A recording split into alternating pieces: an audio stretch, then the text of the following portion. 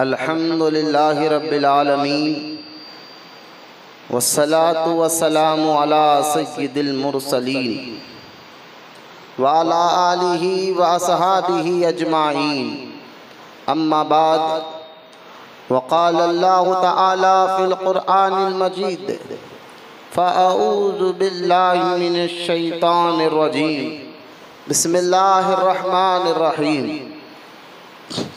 वला तक़ूलू लिमन युक़्तलू फ़ी सबीलिल्लाहि अमवात बल अहयाउ वलाकिन ला तशऊरून आमन्तु बिल्लाहि सदक़ल्लाहुल अलियुल अज़ीम वक़ाल अल्लाहु तआला फ़िशान हबीबिहिल करीम इन्नल्लाहा व मलाइकतहु युसल्लूना अलन नबिय्यि या अय्युहल्लज़ीना आमनू सल्लू अलैहि व सल्लिमू तस्लीमा अल्लाहुम्मा सल्लि अला सय्यिदिना व मौलाना मुहम्मद मआदिनिल जूदि वल करम व अला आलिहि व बारिक व सल्लिम सलातन व सलामन अलैका या रसूलल्लाह सल्लल्लाहु तआला अलैहि व आलिहि व सहबिहि व सल्लम।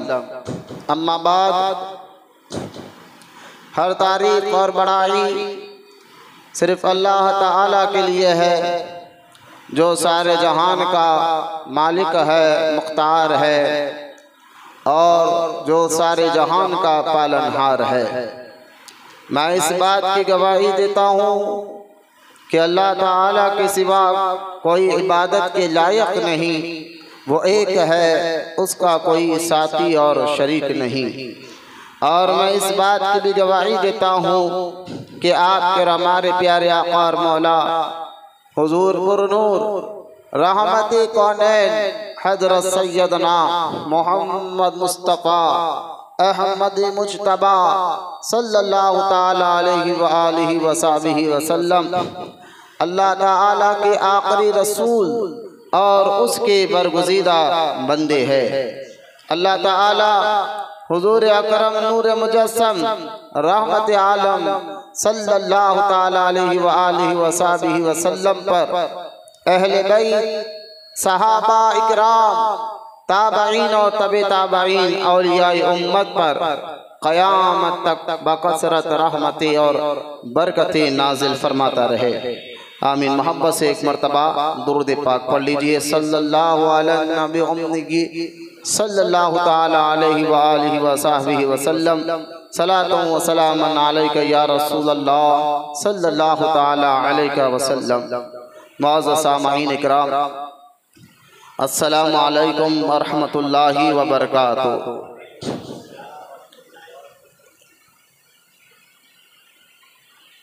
आइए क़बल इसके कि अपना उन्वान शहादती मौलाए कायनात अलीउल मुर्तज़ा रज़ी अल्लाह ताला अन्हु के मुताल्लिक़ कुछ बातें आपके सामने अर्ज़ करूँ।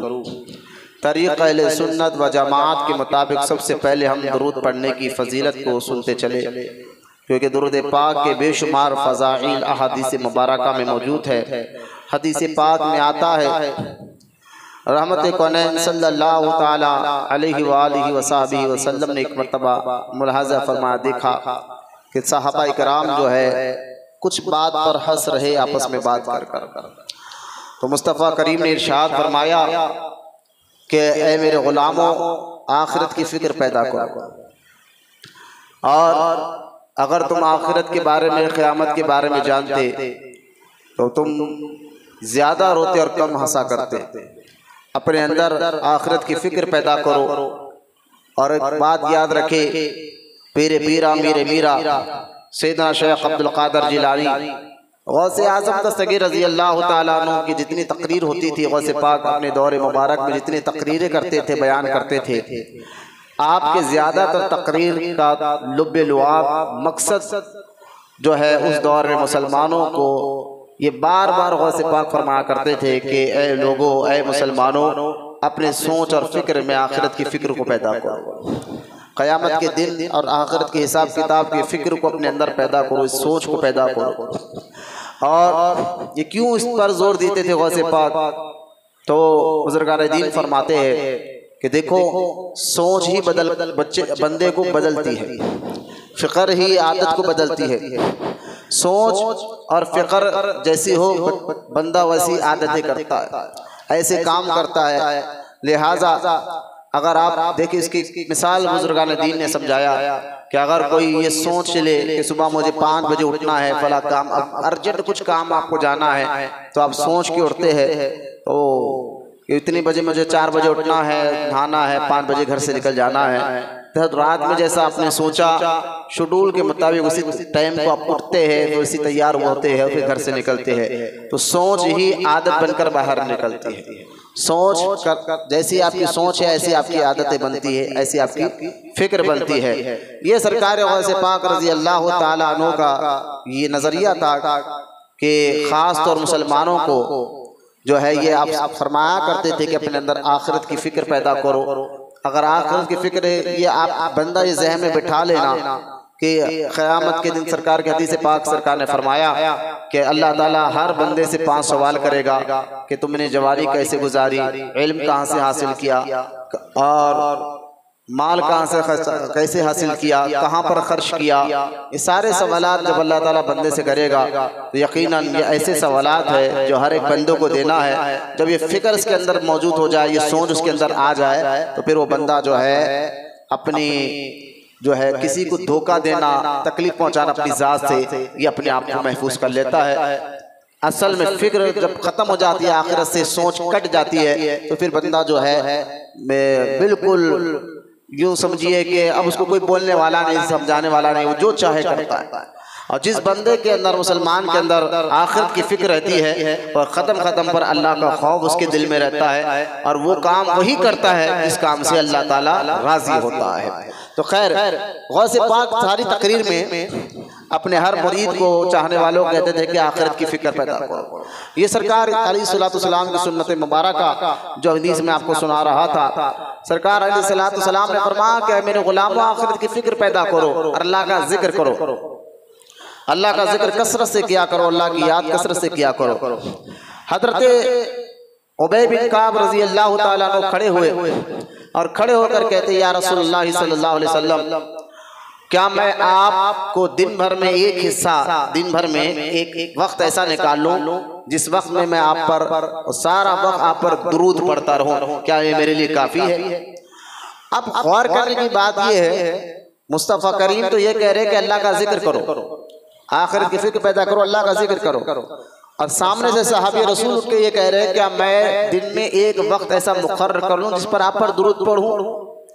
तो मुस्तफ़ा करीम ये भी कह सकते थे कि उबय बिन काब से, ए मेरे गुलाम, मैं तुझे अल्लाह का जिक्र करने की बात कर रहा हूँ, तो ये अल्लाह का नाम ले, अल्लाहू पढ़, अल्लाहू समद पढ़, कुरान की तिलावत कर।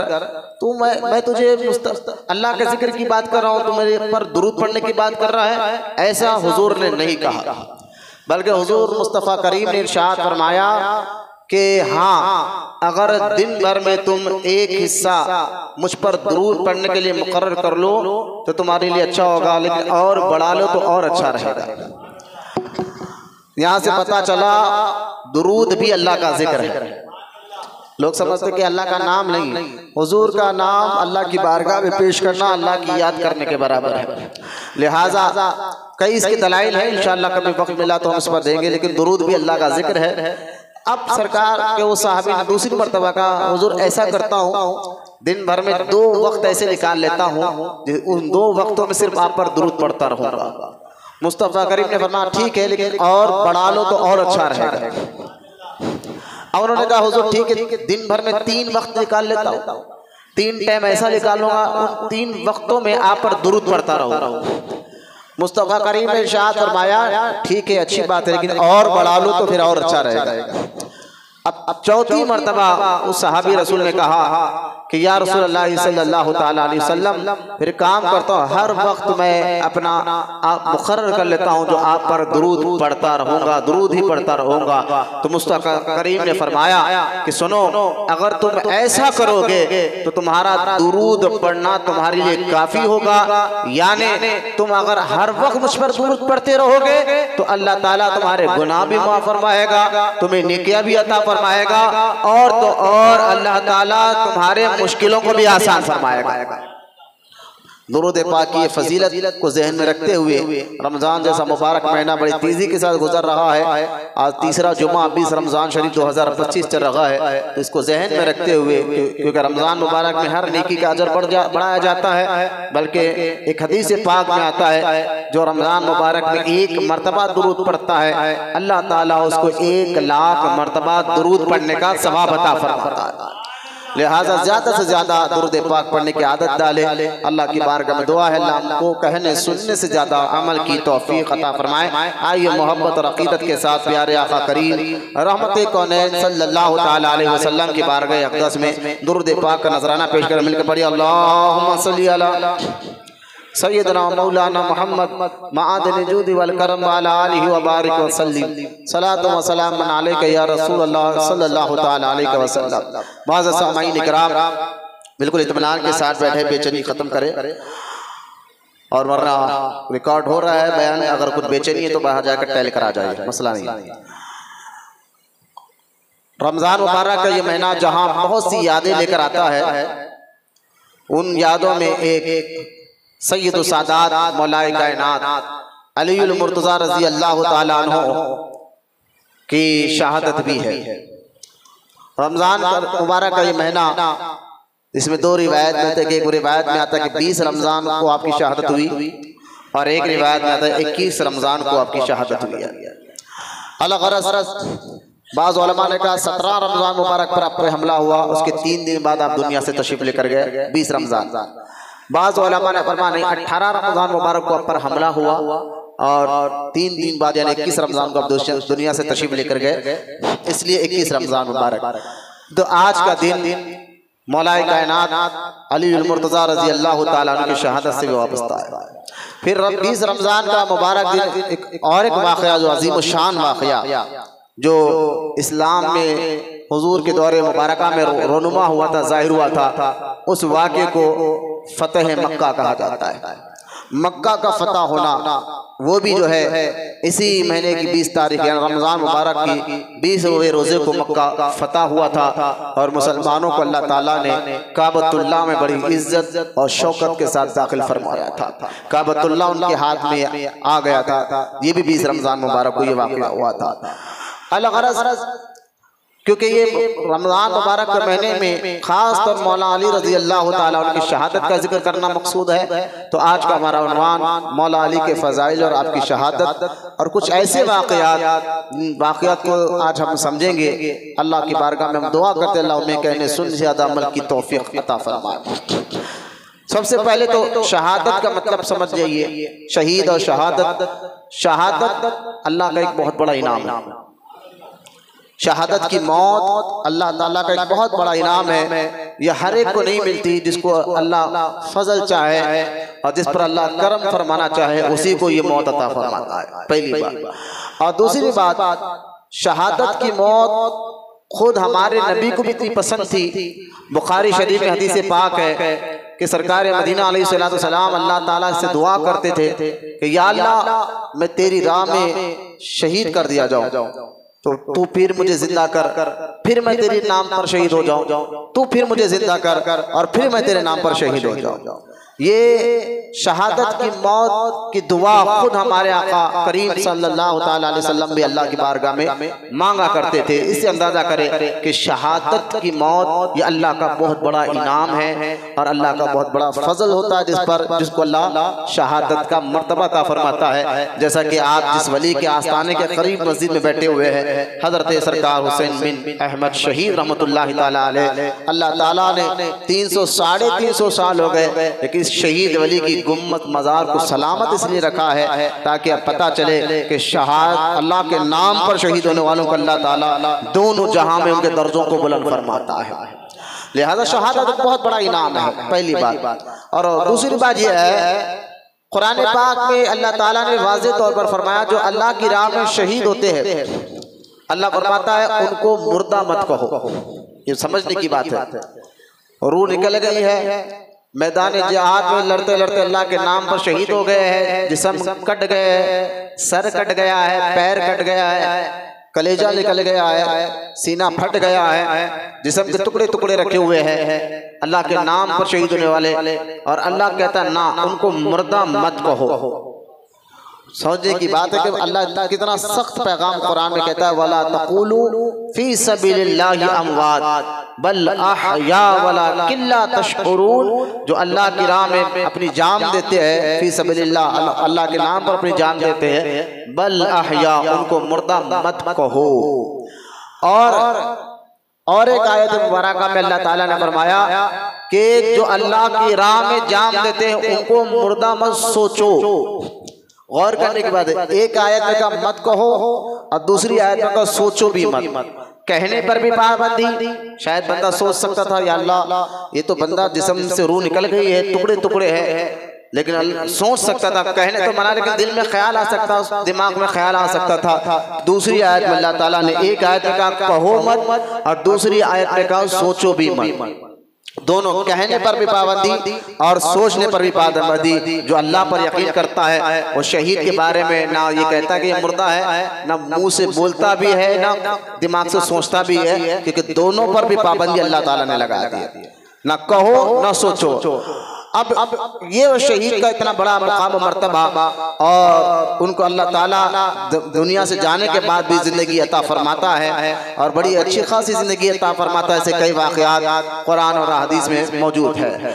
अलग ये बातें आपको समझाना था कि शहादत का मुकाम क्या है और शहीद का मर्तबा क्या होता है, और भी हदीस पाक है। लेकिन आइए मैं आपको बड़ी तेजी के साथ मौला अली रज़ी अल्लाह ताला अन्हु की बारगाह में लेकर चलता हूँ, क्योंकि आज उनकी याद हम मना रहे हैं, तो उनके बारे में कुछ अहम बातें जानना जरूरी है। हजरत मौला अली रज़ी अल्लाह ताला अन्हु की मोहब्बत ईमान है, क्योंकि आपकी मोहब्बत के बारे में हुजूर सल्लल्लाहु ताला अलैहि वसल्लम ने फरमाया कि अली तुमसे मोमिन ही मोहब्बत करेगा, मुनाफिक जो है आपसे मोहब्बत नहीं करेगा। ये हुजूर का फरमान मुबारक से पता चलता है कि आपका जिक्र सिर्फ अहले ईमान ही करेगा। लेकिन आपकी मोहब्बत में इत्तिदाल रखना लाजिम है, जरूरी है, बैलेंस को रखना लाजिम है आज के दौर में, क्योंकि हम अहले सुन्नत व जमात के लोग जहां अहले बैत से मोहब्बत करते हैं वह हुजूर के सहाबा से भी मोहब्बत करते हैं। हम अहले सुन्नत व जमात के लोग, हमारा मानना, हमारा अकीदा ये है कि जहां अहले बैत से मोहब्बत रखना ईमान है, वहां सहाबा से भी मोहब्बत रखना ईमान है। जहां अहले बैत हुजूर के घर वालों की इज्जत करना, अदब करना, एहतराम करना लाजिम है, वहीं पर हुजूर सल्लल्लाहु ताला अलैहि वसल्लम के सहाबा का भी इज्जत करना, अदब करना, एहतराम करना ये भी लाजिम और जरूरी है। तो हम बैलेंस वाले हैं, अहले सुन्नत व जमात जो सहाबा और अहले बैत से मोहब्बत करते हैं। अलगरज हम हर सहाबी को अपने अपने मुकाम के तहत मानते हैं। तमाम सहाबा में सबसे अफजल सहाबा बदरी सहाबा है, जिन्होंने जान माल से अल्लाह की बारगाह में सबसे पहले अल्लाह की राह में जिहाद किया। बदर का वाक़या जो गुज़िश्ता जुम्मा मैंने बयान किया है डिटेल के साथ, वो बयान रिकॉर्ड भी आ गया है। बदरी सहाबा का मुकाम बड़ा ऊंचा है। उसके बाद जो है मुहाजिर सहाबा का मुकाम बड़ा ऊंचा है। फिर तमाम जो 1 लाख या 1.25 लाख के करीब सहाबा है, उन 1.25 लाख में तमाम सहाबा में सबसे बड़ा दर्जा चारों खुलफाए राशिदीन का है।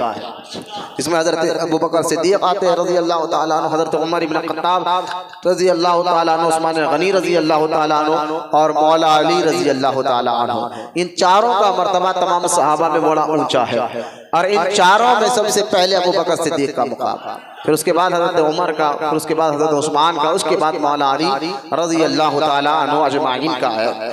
खैर, ये अकीदा वाज़े करने के बाद हम आइए कि हम अहले बैत में आज खास उनका जिक्र करेंगे जिसके जिक्र से खुद अल्लाह भी खुश होता था, रसूल भी खुश होते थे। यहाँ पर एक और बात मैं आपको बता दूं कि हम जब किसी अल्लाह के नेक बंदों का जिक्र करते हैं तो बात वहाबी बदअक़ीदा कहते हैं कि ये तो शख्सियत के बारे में बोलते हैं, शख्सियत परस्त लोग हैं।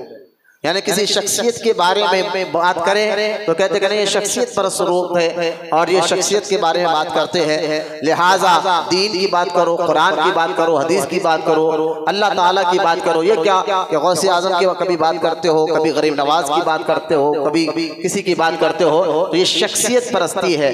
यानी एक आदमी एक शख्स को पूछना है, माज़अल्लाह उनकी बात करना है, तो हम कहते हैं देखो शख्सियत परस्ती और दीन परस्ती में जमीन आसमान का फर्क होता है। शख्सियत परस्ती वो है कि अगर कोई आप ऐसा ना हो कि कोई आपका पीर हो, उस्ताद हो और वो गलत बात बता रहा हो, कुरान के खिलाफ, हदीस के खिलाफ, दीन के खिलाफ, शरीयत के खिलाफ, तो आप कह रहे कि नहीं मेरे पीर ने कहा बात यही सही है, तो ये कहते हैं शख्सियत परस्ती। यानी दीन को छोड़ दिया, कुरान को छोड़ दिया, सिर्फ पीर के पीछे लग गए। और मैं सच्चे पीर की बात नहीं कर रहा हूँ, कुछ ऐसे पीर होते हैं जो 2 नंबर पीर होते हैं, जो कुरान हदीस के हट कर लोगों को बात बताते हैं। तो कुछ भोले वाले लोग कहते हैं जो मेरा पीर कहता है वही सच बात है, वही बात मानना है, तो इसको कहते हैं शख्सियत परस्ती। यानी दीन को छोड़े बस उसी को बात। और एक होता है दीन खुद कहे कि इस शख्स से मोहब्बत करो और अल्लाह उसके रसूल की रजा हासिल करो, यानी उस शख्स से मोहब्बत करना जिससे अल्लाह ने खुद हुक्म दिया है, उस शख्सियत से मोहब्बत करना जिसने उसके रसूल ने खुद हुक्म दिया है। तो उन शख्सियत से मोहब्बत करना जिसे अल्लाह ने हुक्म दिया, उसके रसूल ने हुक्म दिया है, तो वह शख्सियत परस्ती नहीं, वो दीन परस्ती। उसके जरिए से अल्लाह राजी होता है। जैसे कई मिसालें हैं कि माँ बाप से मोहब्बत करने का हुक्म खुद अल्लाह ने दिया। कुरान की कई आयतें हैं कि माँ बाप से मोहब्बत करो, लिहाजा माँ बाप से मोहब्बत करने वाला अगर कोई कहे ये क्या तुम अल्लाह रसूल को छोड़कर सिर्फ माँ बाप कह रहे हो, तो ये गलत है, गुनाह है। तो आप कहेंगे नहीं भाई, अल्लाह का खुद हुक्म है कि माँ बाप की रजा में अल्लाह की रजा, माँ बाप की नाराजगी में अल्लाह की नाराजगी है, तो माँ बाप से मोहब्बत करना ये अल्लाह उसके रसूल का हुक्म है। तो लिहाजा यहाँ से बात क्लियर हो गई। किसी शख्सियत का जिक्र करना, किसी शख्सियत के बारे में मोहब्बत का इजहार करना, अगर वो शख्सियत दीनदार हो और वो शख्सियत जो है ऐसी हो जिससे मोहब्बत करने का हुक्म खुद अल्लाह उसके रसूल ने दिया है, तो उनसे मोहब्बत करने का जरिए से अल्लाह राजी हो जाता है। तो हजरत मौला अली कौन है? सहाबा अहले बैत कौन है? सहाबा और अहले बैत वो शख्सियत है जिनसे मोहब्बत करने का हुक्म खुद अल्लाह ताला ने अता फरमाया है। सहाबा अहले बैत हो या बुजुर्गान दीन हो, औलिया अल्लाह हो, अल्लाह के नेक बंदे हो, इनसे मोहब्बत करना, इनका अदब करना, इनकी इज्जत करना, तो ये खुद हुक्म अल्लाह ताला ने अता फरमाया है। तो लिहाजा ये शख्सियत परस्ती नहीं है, ये दीन परस्ती है। ये मसला क्लियर कर दिया। हजरत मौला अली रजी अल्लाह ताला अन्हु के अगर खानदान की बात करें तो हजरत मौला कायनात अली मुर्तजा रजी अल्लाह ताला अन्हु अबू तालिब के बेटे हैं। और अबू तालिब कौन है? ये हुजूर सल्लल्लाहु ताला अलैहि वसल्लम के सगे चाचा है। जब आपके और हमारे आका मुस्तफ़ा करीम सल्लल्लाहु ताला अलैहि वसल्लम के दादा मोहतरम, क्योंकि वालिद तो हजरत अब्दुल्ला हुजूर के वालिद मोहतरम तो पहले दुनिया से तशरीफ लेकर गए थे। हुजूर के पैदा होने से पहले आपके वालिद अब्दुल्ला रजी अल्लाह ताला अन्हु का इंतकाल हो चुका था। उसके बाद आपकी परवरिश जो है, आपकी उम्र जब 6 साल की थी, आपकी माँ का भी जब पर्दा फरमा के बीबी आमीना भी दुनिया से तशरीफ लेकर गई, तो आपके दादा जान हजरत सैयदना अब्दुल मुत्तलिब ने आपकी परवरिश फरमाई। और जब अब्दुल मुत्तलिब का ये वक्त करीब आ गया दुनिया से जाने का, तो आपने अपने बच्चों में अबू तालिब को खास तौर पर वसीयत की कि मेरे बाद मेरे इस बच्चे का खास, पोते का खास ख्याल रखना। अल्लाह ने इसको बहुत ऊंचा मुकाम अता फरमाया है। कुछ वसीयतें की और अबू तालिब के हवाले हमारे हुजूर को दे दिया। और फिर सरकार मुस्तफ़ा करीम को अबू तालिब अपने घर लाए और किताबें भरी पड़ी है अबू तालिब। और ये कौन है? हजरत अली के वालिद अबू तालिब। और हजरत अली के वालिद अबू तालिब और जो है उनकी वालिदा मौला अली की वालिदा जिनका नाम था फातिमा बिन्ते असद। माँ और बाप, मौला अली के माँ और बाप, ये दोनों ने सरकार करीम रहमत कौनैन सल्लल्लाहु ताला अलैहि वसल्लम का बहुत ज्यादा ख्याल किया। इतना ज्यादा ख्याल किया क्या अहादीस में आता है, ये माँ मौला अली के माँ बाप हुजूर को अपने जब घर लेकर आए और उनकी तरबियत है ना, उनको देखने लगे और इतना ख्याल करते थे कि उस वक्त तक खाना नहीं खाते थे जब तक हुजूर खाना ना खा ले। इतना ख्याल, इतनी मोहब्बत, बड़ी मोहब्बत से नवाजा और बड़े लाड़ प्यार से आपकी देखभाली की। अल-गरज जब सरकार मदीना अलैहिस्सलातु वस्सलाम जो है आपकी उम्र मुबारक 25 साल हुई और आपका निकाह खदीजतुल कुबरा रज़ी अल्लाह ताला अन्हा से हो गया। और फिर जो है सरकार की उम्र मुबारक 40 साल हुई, अल्लाह ताला का हुक्म हुआ कि आप अपने नबी होने का ऐलान कर दीजिए। सरकार ने अपने नबी होने का ऐलान किया। उस पर सारा मक्का आपका दुश्मन हुआ, आपको तकलीफा देता था। लेकिन उस वक्त भी मौला अली के वालिदैन यानी अबू तालिब और फातिमा बिनते असद जो हुजूर मौला अली के वालिदा है, ये दोनों ने हर वक्त जो है हुजूर का साथ दिया और हुजूर के साथ खड़े रहे। यहाँ तक कि अबू तालिब का भी एक वक्त ऐसा आया अबू तालिब के पास कि आपकी औलाद ज्यादा थी, हजरत मौला अली के भाई ज्यादा थे, औलाद ज्यादा थी। तो आपने देखा, हुजूर सल्लल्लाहु अलैहि वसल्लम ने देखा कि मेरे चाचा जिन्होंने मुझे बचपन में बड़े प्यार लाड़ से अपने घर में रखा है, उनकी औलाद ज्यादा है और गिरानी ज्यादा हो गई, महंगा हो गया है, यानी खाने के लाले पड़ लगे हैं। तो हजरत प्यारे आका करीम सल्लल्लाहु अलैहि वसल्लम ने हजरत अब्बास को बुलवाया, अपने और एक चाचा हुजूर के चाचा हजरत अब्बास को बुलाया और बुलाकर फरमाया कि क्यों ना हो हम अपने चाचा अबू तालिब यानी मेरे चाचा अबू तालिब का कुछ गम हल्का करे। तो हजरत अब्बास ने कहा मेरे भतीजे क्या कहना चाहते हो? कहा एक काम करो, अबू तालिब के पास लड़के ज्यादा है, तो अब हालात ऐसे नहीं है कि सबकी परवरिश कर सके, एक को तुम अपने घर ला लो और दूसरे को मैं अपने घर ला लेता हूँ। तो ये हजरत अब्बास को भी बड़ी बात पसंद आई। हजरत अब्बास और हमारे नबी दोनों अबू तालिब के घर गए। हजरत अब्बास ने हजरत मौला अली के बड़े भाई हजरत सैयदना अकील या सैयदना जाफर को अपने साथ ले लिया कि मैं इनकी परवरिश करूंगा, मैं इनकी तरबियत करूंगा। और मेरे आका सल्लल्लाहु अलैहि वसल्लम ने हजरत मौला अली को अपने साथ ले लिया, फरमा अली की परवरिश मेरे घर में होगी। इससे पता ये चलता है कि बचपने में ही हजरत अली हुजूर की आगोश में आ गए थे। बल्कि अगर और पहले की बात कर लिया जाए तो हजरत मौला अली रजी अल्लाह ताला अन्हु जो है पैदा हुए 13 रजब को, वो भी काबे के अंदर।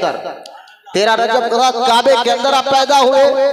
और जब आप पैदा होने के बाद ना आप आँख खोले ना रोए, ना आँख खोले ना रोए, तो आपकी माँ बड़ी हैरान हुई फातिमा बिनते असद। आज भी देखिए जब बच्चा पैदा होता है तो रोता है, तो रोना उसकी जिंदगी की अलामत है। अब वो ना मौला अली ना रोए ना आँख खोले, ये बात जब आपके हुजूर तक पहुंची कि मेरी चाची जान फातिमा बिनते असद, हुजूर बड़ी मोहब्बत करते थे अपनी चाची जान से भी, और ये ईमान लेकर आई। फातिमा बिनते असद जो हजरत मौला अली के वालिदा है ना, ये ईमान लाई अल्लाह रसूल पर, और हुजूर इनकी बड़ी मोहब्बत करते थे। इतनी मोहब्बत करते थे हुजूर, जब ये मदीनातुल मुनव्वरा में हुजूर तशरीफ लेकर गए, वहां पर मौला अली की वालिदा का इंतकाल हुआ। और मौला अली की वालिदा का जब इंतकाल हुआ तो उनके लिए जब खबर खो दी गई, मेरे और आपके प्यारे नबी ने अपने जिस्म से एक कपड़ा निकाल कर दिया कि इस कपड़े से जो है मेरे चाची का कफन बनाया जाए। एक तो ये बरकत के लिए, नबी के जिस्म से मस हुए कपड़े में भी अल्लाह बहुत बरकतें रखता है, ये कुरान से साबित है। सूरह यूसुफ आप पढ़कर देखिए कि हजरत यूसुफ अलैहिस्सलाम का पहना हुआ कपड़ा उनके वालिद की आंखों पे लगा तो अल्लाह ने रोशनी अता फरमा दी। लिहाजा जो कुरान से साबित है कि अंबिया के जिस्म से लगे मस्त कपड़े में भी अल्लाह बड़ी बरकतें रखता है। इसलिए आपने अपना कपड़ा दिया कि इस कपड़े से मेरे चाची जान पर जो है कफन पहनाया जाए। और जब कब्र तैयार की गई मौला अली की वालिदा की, तो मेरे और आपके प्यारे आका सल्लल्लाहु अलैहि वसल्लम उस कब्र में लेट गए जाकर, और लेटे तबरुक के तौर पर। लेटने के बाद दुआ के लिए हाथ उठाए, कहा या अल्लाह ये मेरी माँ थी, मेरी माँ के बाद। देखिए आप हजरत अली की वालिदा के बारे में हुजूर क्या कह रहे हैं, कहते हैं या अल्लाह ये मेरी माँ थी, मेरी माँ के बाद, यानी माँ जैसा ख्याल रखा मेरा बचपन में, ये माँ थी मेरी माँ के बाद। और या अल्लाह मैं मोहम्मद सल्लल्लाहु अलैहि वसल्लम तेरा नबी तेरा रसूल दुआ करता हूँ, और मुझका और सारे नबियों का वसीला देकर दुआ करता हूँ। देख सरकार ने खुद हदीस पाक में आता है कि सरकार ने दुआ के वक्त खुद क्या कहा, या अल्लाह मेरा वसीला और सारे नबियों का वसीला लेकर तुझसे दुआ मांगता हूँ। अगर कोई वहाबी ये कहे कि वसीला वसीला कुछ भी नहीं है, ये सुन्नियों ने बना लिया है, तो आप कहना फिर ये हदीस पाक का क्या करोगे जिसमें हुजूर ने अपनी चची जान के लिए कहा या अल्लाह मुझे मौत का वसीला सल्लल्लाहु अलैहि वसल्लम और सारे नबियों के वसीले से मैं तुझसे दुआ करता हूँ, और दुआ करता हूँ कि या अल्लाह मेरी चाची जान के कब्र को कुशादा कर दे और नूर से मुनव्वर कर दे। लिहाजा ये थे मौला अली के वालिदा, जिनके बारे में हुजूर ने इतना दुआएं की।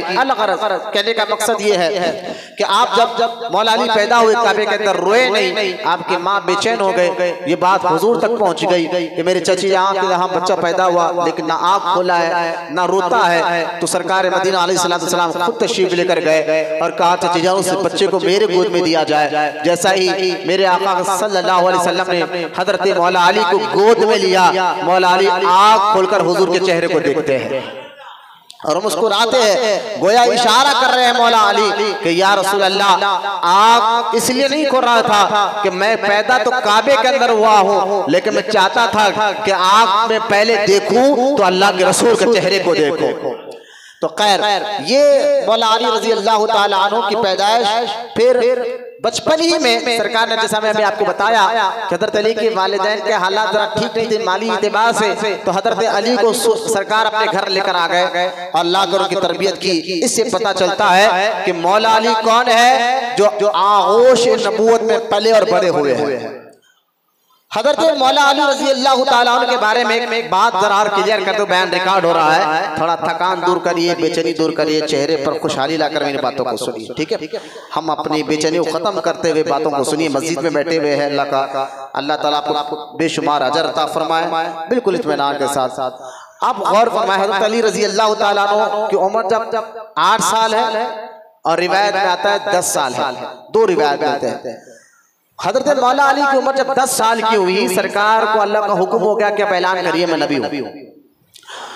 अब जैसा ही सरकार मदीना अलैहिस्सलाम ने ऐलान फरमाया तो सारे मक्के में बातें होने लगी कि ये मोहम्मद बिन अब्दुल्ला को क्या हो गया कि अपने आप को नबी कह रसूल कह रहे हैं, और बहुत सी जगह इनकार होने लगे हैं। लेकिन सबसे पहले ईमान आजाद मर्दों में अबू बकर सिद्दीक ने लेकर आया, औरतों में बीबी खदीजा ने लेकर आया, और गुलामों में हजरत ज़ैद ने लेकर आया, और बच्चों में मौला अली ने सबसे पहले ईमान लाया।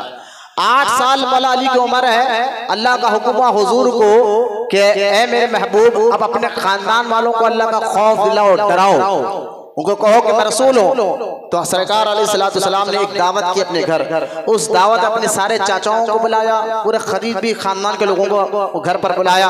जब खाना वगैरह हो गया उसके बाद आपने अपने चाचाओं से कहा कि सुनिए, आप लोग जानते कि मेरा खानदान क्या है, मैं खुद आपके खानदान का आदमी हूँ, आप जानते मेरे आदत क्या है, अखलाक क्या है, सब जानते थे हुजूर के बारे में कि हुजूर ने कभी माज़अल्लाह जब से सरकार की उम्र बालग हुई है, यानी हुजूर जब से बड़े हुए, ना किसी ने उनको गैर, झूठ, गीबत यानी कोई ऐसा काम तो दूर की बात है, सारे मक्के के लोग एक बात मानते थे कि सरकार अलैहिस्सलाम ने कभी ऐसा काम भी नहीं किया जो अखलाक के खिलाफ हो, गैर अखलाकी काम।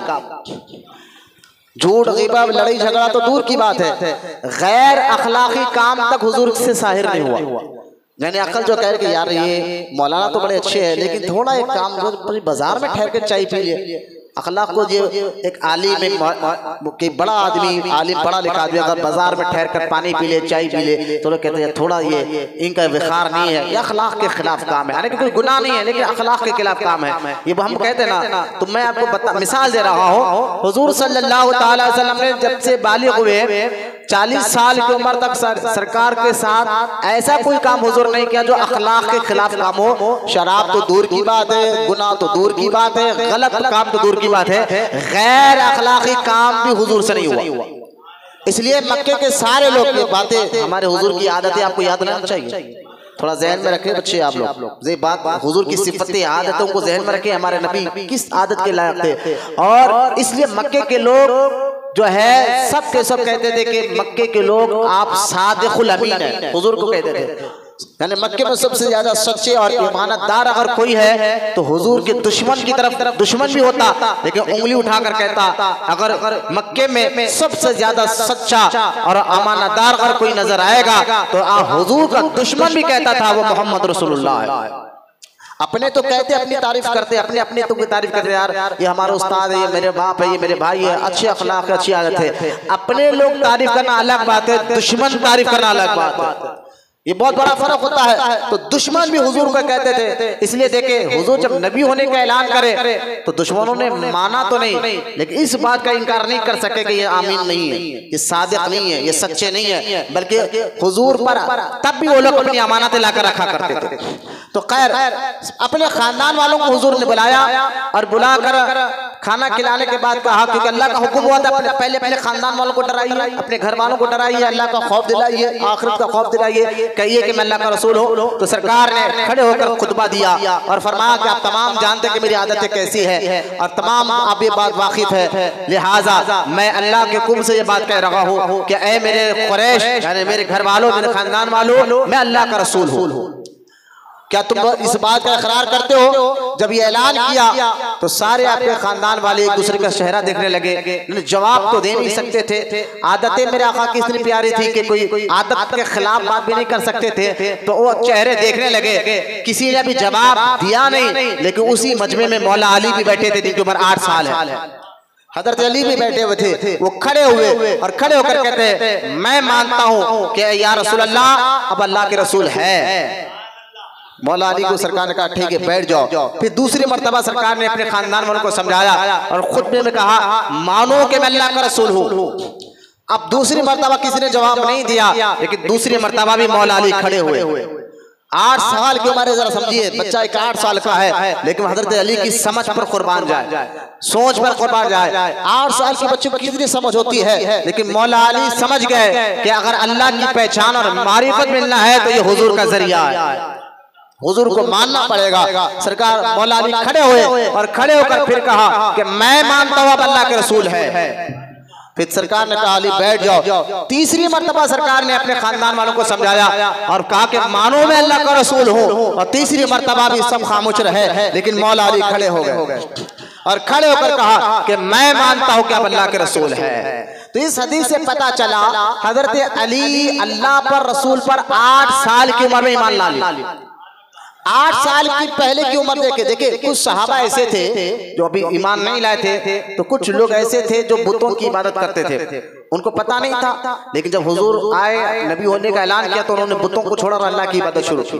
बहुत से ऐसे सहाबा है जिन्होंने पहले ईमान लाने से पहले बुतों की इबादत की, लेकिन ईमान जैसा ही पता चला कि ये गलत है, छोड़ा, फिर अल्लाह की इबादत में लग गए, हुजूर पर ईमान लाया। लेकिन तमाम सहाबा में 2 सहाबी ऐसे हैं जो ईमान लाने से पहले भी उन्होंने कभी बुत की इबादत नहीं की।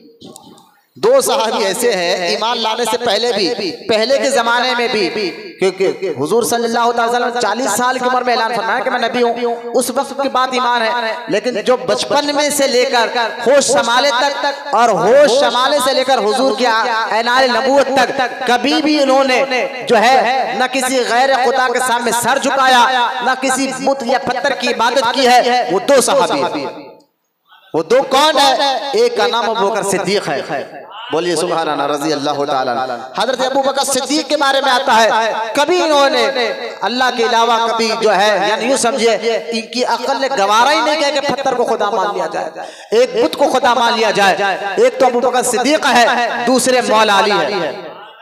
मौला अली क्योंकि मौला अली को मौका भी नहीं मिला, क्योंकि आप बचपन ही में हुजूर के साथ पढ़ रहे थे, तो किसी बुत के आगे। तो हजरत मौला अली के बारे में आला हजरत से किसी ने सवाल किया, यहाँ जरा सुनिए, कहते कि रज़वी लोग ये अहले बैत की तारीफ क्या जाने। आला हजरत से किसी ने सवाल किया इमाम अहमद रजा खान से, क्या हजरत अली पर कोई ऐसा वक्त भी गुजरा ईमान लाने से पहले, ईमान लाने से पहले भी कोई ऐसा वक्त गुजरा जिस वक्त में वो ईमान नहीं लाए, और जिसको ऐसा हो सकता है कि उन्होंने गैर की इबादत की हो, बुतों के आगे सर झुकाया हो, ऐसा क्या कोई वक्त हजरत अली पर गुजरा है?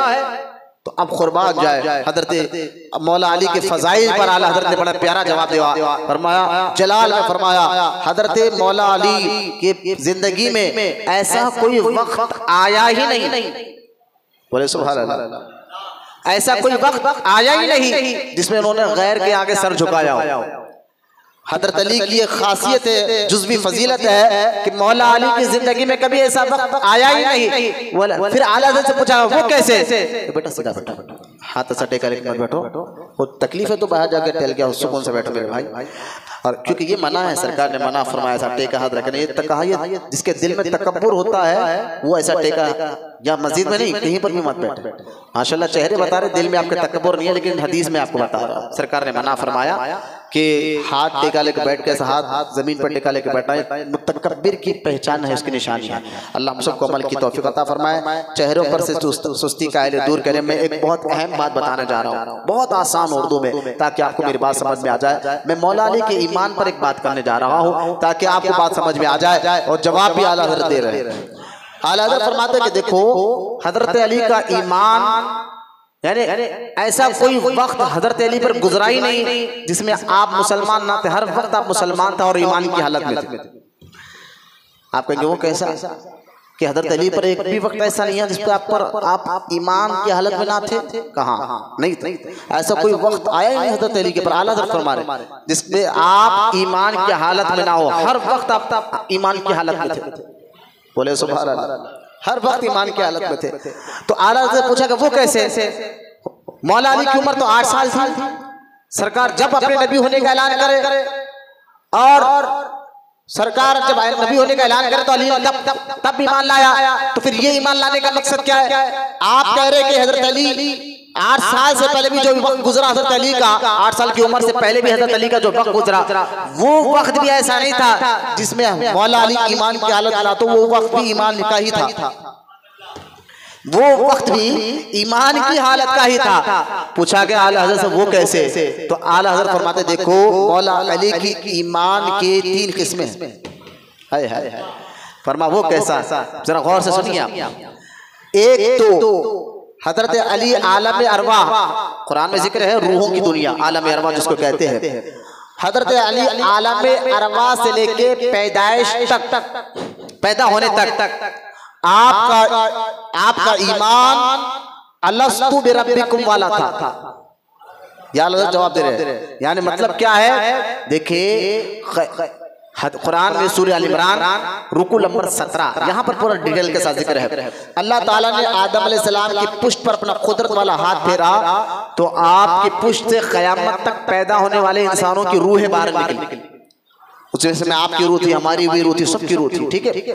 और सारे इंसानों की रूहों से अल्लाह ताला ने पूछा था रूहों की दुनिया में कि अलस्तु बिरब्बिकुम, मैं तुम्हारा कौन हूँ, मैं तुम्हारा कौन हूँ? तो सबसे पहले हुजूर की रूह मुबारक ने जवाब दिया था खालू बला, तू हमारा रब है। उसके बाद सारे लोगों ने, रूहों ने, अंबिया ने, उसके बाद तमाम लोगों ने जवाब दिया कि तू हमारा खुदा है, जिसमें आप हम भी थे। याद रखिए आप, पैदा होने से पहले रूहों की दुनिया की बातें जिक्र कहाँ मौजूद है? कुरान में, सूरह अल इमरान में रुकू नंबर 17। हम आप कहेंगे हमें याद नहीं है, याद नहीं तो कुरान तो बता रहे हैं ना। कुछ चीजें ऐसे है मालूम नहीं, लेकिन मोमिन की शान है कि वो गैब की बातों पर ही यकीन रखता है। ये मोमिन की ईमान की पहचान क्या है? वो गैब की बातों पर ही यकीन रखता है। जन्नत देखा नहीं लेकिन मानते कि जन्नत है, दोज़ख देखा नहीं लेकिन मानते कि दोज़ख है, फरिश्तों को देखा नहीं लेकिन मानते कि फरिश्ते हैं, अरे रब को देखा नहीं लेकिन हुजूर के कहने पर मानते कि रब है और एक है। तो लिहाजा गैब की बातों पर यकीन रखना ही तो ईमान है ना। तो कुरान में जिक्र आ गया तो बात समझ में आ गई। अब हजरत आला हज़रत फरमाते हजरत अली का ईमान की हालत में रूहों की दुनिया से लेकर पैदा होने तक आपका ईमान अलस्तु रब्बिकुम वाला था। बोले सुभान अल्लाह। और जब आप पैदा हुए तो पैदा होने से लेकर बालिग होने तक, समझ आने तक का आपका ईमान फितरी ईमान था, जिसको तौहीदी ईमान कहते हैं, फितरी ईमान कहते हैं। क्योंकि हदीस में हुजूर ने फरमाया हर बच्चा, जब किसी का बच्चा जब घर में पैदा होता है, चाहे मुसलमान हो या गैर मुसलमान है, हुजूर ने फरमाया वो बच्चा फितरत पे पैदा होता है, दीन की फितरत पे पैदा होता है। ये बड़े होने के बाद उसके माँ बाप उसको सिखाते हैं कि ये तुम्हारा अल्लाह है, ये तुम्हारा भगवान, इस तरह। लेकिन बच्चा जब बच्चा होता है ना, छोटा दूध पीता बच्चा, समझ आने तक वो फितरत पर होता है, उसको समझ नहीं होती है। इसलिए गैर मुस्लिमों के बच्चे अगर दूध पीते बच्चे भी मर जाए तो उनको भी अल्लाह ताला जन्नतियों का नौकर बनाकर जो है जन्नत में दाखिल फरमाएगा। ये बात याद रख लिया। गैर मुसलमानों के दूध पीते बच्चे, उनको क्या खबर, उन्होंने तो शिर्क किया नहीं, कोई ऐसा काम किया नहीं, लिहाजा दूध पीते थे, महीना 2 महीने के थे, कम सिद्ध थे, गैर मुस्लिम करके मर गए, तो उनको भी जन्नत में जन्नतियों का नौकर बनाकर भेजा जाएगा। लेकिन बच्चा फितरत पर पैदा होता है, इस पर बड़ी सियासत होती है, मैं ज्यादा गहराई में नहीं जाना चाहता। तो लिहाजा हजरत अली का ईमान पैदा होने तक, आलम अरवा से माँ के पेट में आए तक अलस्तु बिरब्बिकुम वाला था, फिर पैदा होने से बड़े हुए तक 8 साल की उम्र तक आप फितरी तौर पर, क्योंकि पैदा हुए हुजूर की गोद में आ गए, तो आपने ना किसी बुत को देखा है, ना सर झुकाया माज़अल्लाह, और फितरी तौर पर आपके मिजाज में तौहीद वाला यानी एक रब वाला मिजाज ही था। और फिर आप जब 8 साल की उम्र में आए तो अब उन्होंने खुल्ला हुजूर के रिसालत का इकरार किया और फरमाया कि अल्लाह पर भी ईमान लाता हूं, रसूल पर भी ईमान लाता हूं। ये है मौला अली के ईमान के 3 तुरुख, जिसको आला हजरत ने समझाया। लोग कहते हैं कि रज़वी लोग तो फिर साहबा कहते हैं, मैंने कभी पढ़ो, आला हजरत ने इन 3 तरीकों से मौला अली के ईमान जो है ईमान को साबित कर रहे हैं। फरमाते एक लम्हा भी हजरत अली पर ऐसा नहीं गुजरा जिस लम्हे आप ईमान की हालत में ना थे। ये हो ही नहीं सकता, ये हो ही नहीं सकता कि आपका हर लम्हे आप ईमान की हालत में रहे। ये खुसूसी फजीलत हजरत अबू बकर सिद्दीक के बाद मौला अली की है। फिर यहाँ पर फिर आला हजरत ने अबू बकर सिद्दीक के ईमान में मौला अली के ईमान का फर्क भी बताया, लेकिन मेरा मौजूद नहीं है। 8 साल की उम्र में हजरत अली ने ईमान लाया अल्लाह पर, रसूल पर। उसके बाद मेरे आका रहमत कौनैन सल्लल्लाहु तआला अलैहि वसल्लम जब अल्लाह का हुक्म हुआ कि मक्का छोड़कर मदीना जाने का, तो मौला अली रजी अल्लाह तआला अन्हु को सरकार अपने घर में, अपने रूम में, अपने बिस्तर पर हजरत अली को बुलाया। फरमा हजरत अली से कि अली आज की रात मेरे बिस्तर पर तुम आराम करो, क्योंकि मुझे अल्लाह का हुक्म हो गया कि मैं मक्का छोड़ूं और मदीना चले जाओ। मैं जा रहा हूँ, कल सुबह जब उठना तो ये कुछ अमानतें लोगों की मेरे पास रखी हुई है। सरकार के पास लोग अपनी अमानतें रखाते थे, कुछ अमानतें मेरे पास रखी हुई है। अली ये अमानतें तुम लोगों को देकर तुम भी मदीना आ जाना। सरकार मक्का छोड़कर जब मदीना जा रहे थे तो अली को अपने बिस्तर पर सुलाया रज़ी अल्लाह ताला। ये मामूली बातें थोड़ा आप सोच रहे होंगे, ठीक है हुजूर जा रहे थे मक्का छोड़कर, फिर उसके बाद हज़रत अली को सुलाया, तो इसमें क्या समझ में आया आपको? उसमें आपको मैं बताता हूँ कि अली का यकीन देख के अल्लाह रसूल पर कैसा है। वो कैसे कि भाई सरकार जब मक्का छोड़कर मदीना आ रहे थे, तारीख बताती है कि सरकार को दुश्मनों ने घेर लिया था कि अब कत्ल करना है, बहुत हो गया हुजूर को मारना है, कत्ल करना है, और सारे दुश्मन घेरे हुए थे और किसी भी हाल कभी भी घुसकर आपको मारना चाहते थे। तो मुझे बताइए कि अगर कोई आपका दुश्मन आपके घर के बाहर खड़ा हुआ हो, घेरे हुआ हो, और मैं कहूँ कि भाई मेरी जगह आप बैठ जाइए, मैं जाता हूँ, आप कहेंगे ये कैसे हो सकता है भाई, आपके दुश्मन है, आप जानो उन्होंने जा रहे हैं, मैं क्या करूं? तो आप जो है ना, ऐसा कोई भी आपका चहीता और आपका दोस्त ये नहीं हो सकता कि दुश्मन आपके हो, आपको मारने आए हो, आपको कत्ल करने चाहे हो, आप अपनी जगह मुझे क्यों ठहरा रहे हो, लिहाजा आप जाने वो जा रहे हैं, मुझे अपनी जान की परवाह है। ये हम और आप होते तो ऐसा कहते, लेकिन हजरत अली ने ऐसा नहीं कहा। हजरत अली ने खुशी से कहा हुजूर मैं इस बिस्तर पर सो जाऊं। अच्छा जब सुबह उठी, सुबह हुई, होने के बाद जो है दुश्मन घर में घुसकर देखा कि हुजूर तो नहीं है, अली वहां है। तो वहां पर पूछा गया हजरत अली से कि अगर आपको हम हुजूर समझकर अंदर घुसकर कत्ल कर देते, मार देते, तो क्या होता, तुमने ऐसा क्यों किया? हजरत अली ने फरमाया देखो मेरी आदत है, जब से ईमान लाए मौला अली, जब से ईमान लाए हजरत अली की आदत पाक ये थी कि रात भर अल्लाह की इबादत करते थे। बोले ना सुभान अल्लाह। अरे भाई अली कौन है जानते ना? जिनकी औलाद में गौसे आजम है, जिनकी औलाद में गरीब नवाज है, जिनकी औलाद में बंदा नवाज है, ये सब अली के बेटे। उनके बच्चों की इबादत देख ले गौसे पाक की, तो वालिद का अंदाजा कर लीजिए। तो लिहाजा हजरत अली रात भर इबादत करते थे, लेकिन जिस रात सरकार ने अली को अपने घर में ठहराया और फरमाया अली मेरे रूम में, मेरे बिस्तर पे तुम आराम करो, तो हजरत अली उस रात, क्योंकि आपकी तो आदत थी ना डेली अल्लाह की इबादत करना, रात भर जगने, लेकिन उस रात हजरत अली इबादत नहीं करे, बिस्तर पर सो गए। सो गए बिस्तर पर। कहा क्यों अली, आपकी तो आदत थी कि रात भर अल्लाह की इबादत करते, बहुत कम सोया करते थे, तो लेकिन आज की रात जो है सरकार ने आपको ठहराया कि दुश्मन बाहर है और आप बिस्तर पर सो गए। हजरत अली ने फरमाया ये रात जो मुझे नींद आई ना, और ऐसी नींद आई, और इस नींद पर मैं हजारों इबादत कुर्बान, जिस बिस्तर पर हुजूर ने मुझे सुलाया वो बिस्तर हुजूर का बिस्तर था। इस बिस्तर पर सोना मामूली बात नहीं है, इस बिस्तर पे सोने के लिए मैं हजार इबादत कुर्बान कर दूं, क्योंकि हुजूर का बिस्तर है। जिस बिस्तर पे हुजूर सोया करते थे वहां पर मुझे सुलाया गया है। अगर मैं जागता तो लोग कहते कि अली को अपनी जान की फिक्र थी, डर गए, भाई दुश्मन बाहर खड़े हुए तो आपको नींद आएगी? नहीं आएगी। लेकिन हजरत अली कहते मुझे उस रात सबसे अच्छी ज्यादा नींद आई। क्यों कि अगर मैं जागता, लोग कहते कि अली को ना अल्लाह पर यकीन है ना रसूल पर यकीन है, कि देखो वो रात भर जागते रहे। हजरत अली सोकर बता दिए कि मुझे मालूम है कि तुम मुझे कत्ल करना चाहते हो, अंदर आकर हुजूर समझकर कत्ल कर सकते हो, लेकिन मैं सो जाऊंगा बिल्कुल कम्बल ओढ़कर, क्योंकि मुझे मालूम है मेरे आका ने फरमाया अली जब सुबह होगी और तुम अमानतें वापस कर तुम भी मदीने आ जाना। तो हजरत अली कहते हैं उसी वक्त मुझे यकीन हो गया अली कुछ भी हो आज की रात तो मौत आने वाली ही नहीं है। ये मौला अली की शान पैदा रहो। आज की रात मौत तो आएगी, कभी भी आएगी, कोई वक्त नहीं है, लेकिन आज की रात तो नहीं आएगी। क्यों? क्योंकि अली सरकार ने क्या कहा था अली को, सुबह आके मुझसे मिलना। यही जवाब अली ने, मौला अली ने लोगों को कहा मुझे पूरा यकीन था कि आज मरने वाला नहीं हूं, कि हुजूर ने फरमाया कि सुबह जब हुई तो मदीना में तुम भी आ जाना। खैर सरकार मदीना अलैहिस्सलाम ने अपने सबसे लाडली और आबिदा तैयबा ताहिरा जाहिदा का निकाह, जिनका नाम खातून जन्नत है फातिमा जहरा है रजी अल्लाह ताला अन्हा का निकाह अल्लाह के हुक्म पर हुजूर सल्लल्लाहु ताला अलैहि वसल्लम ने अली से किया, अल्लाह के हुक्म पर किया।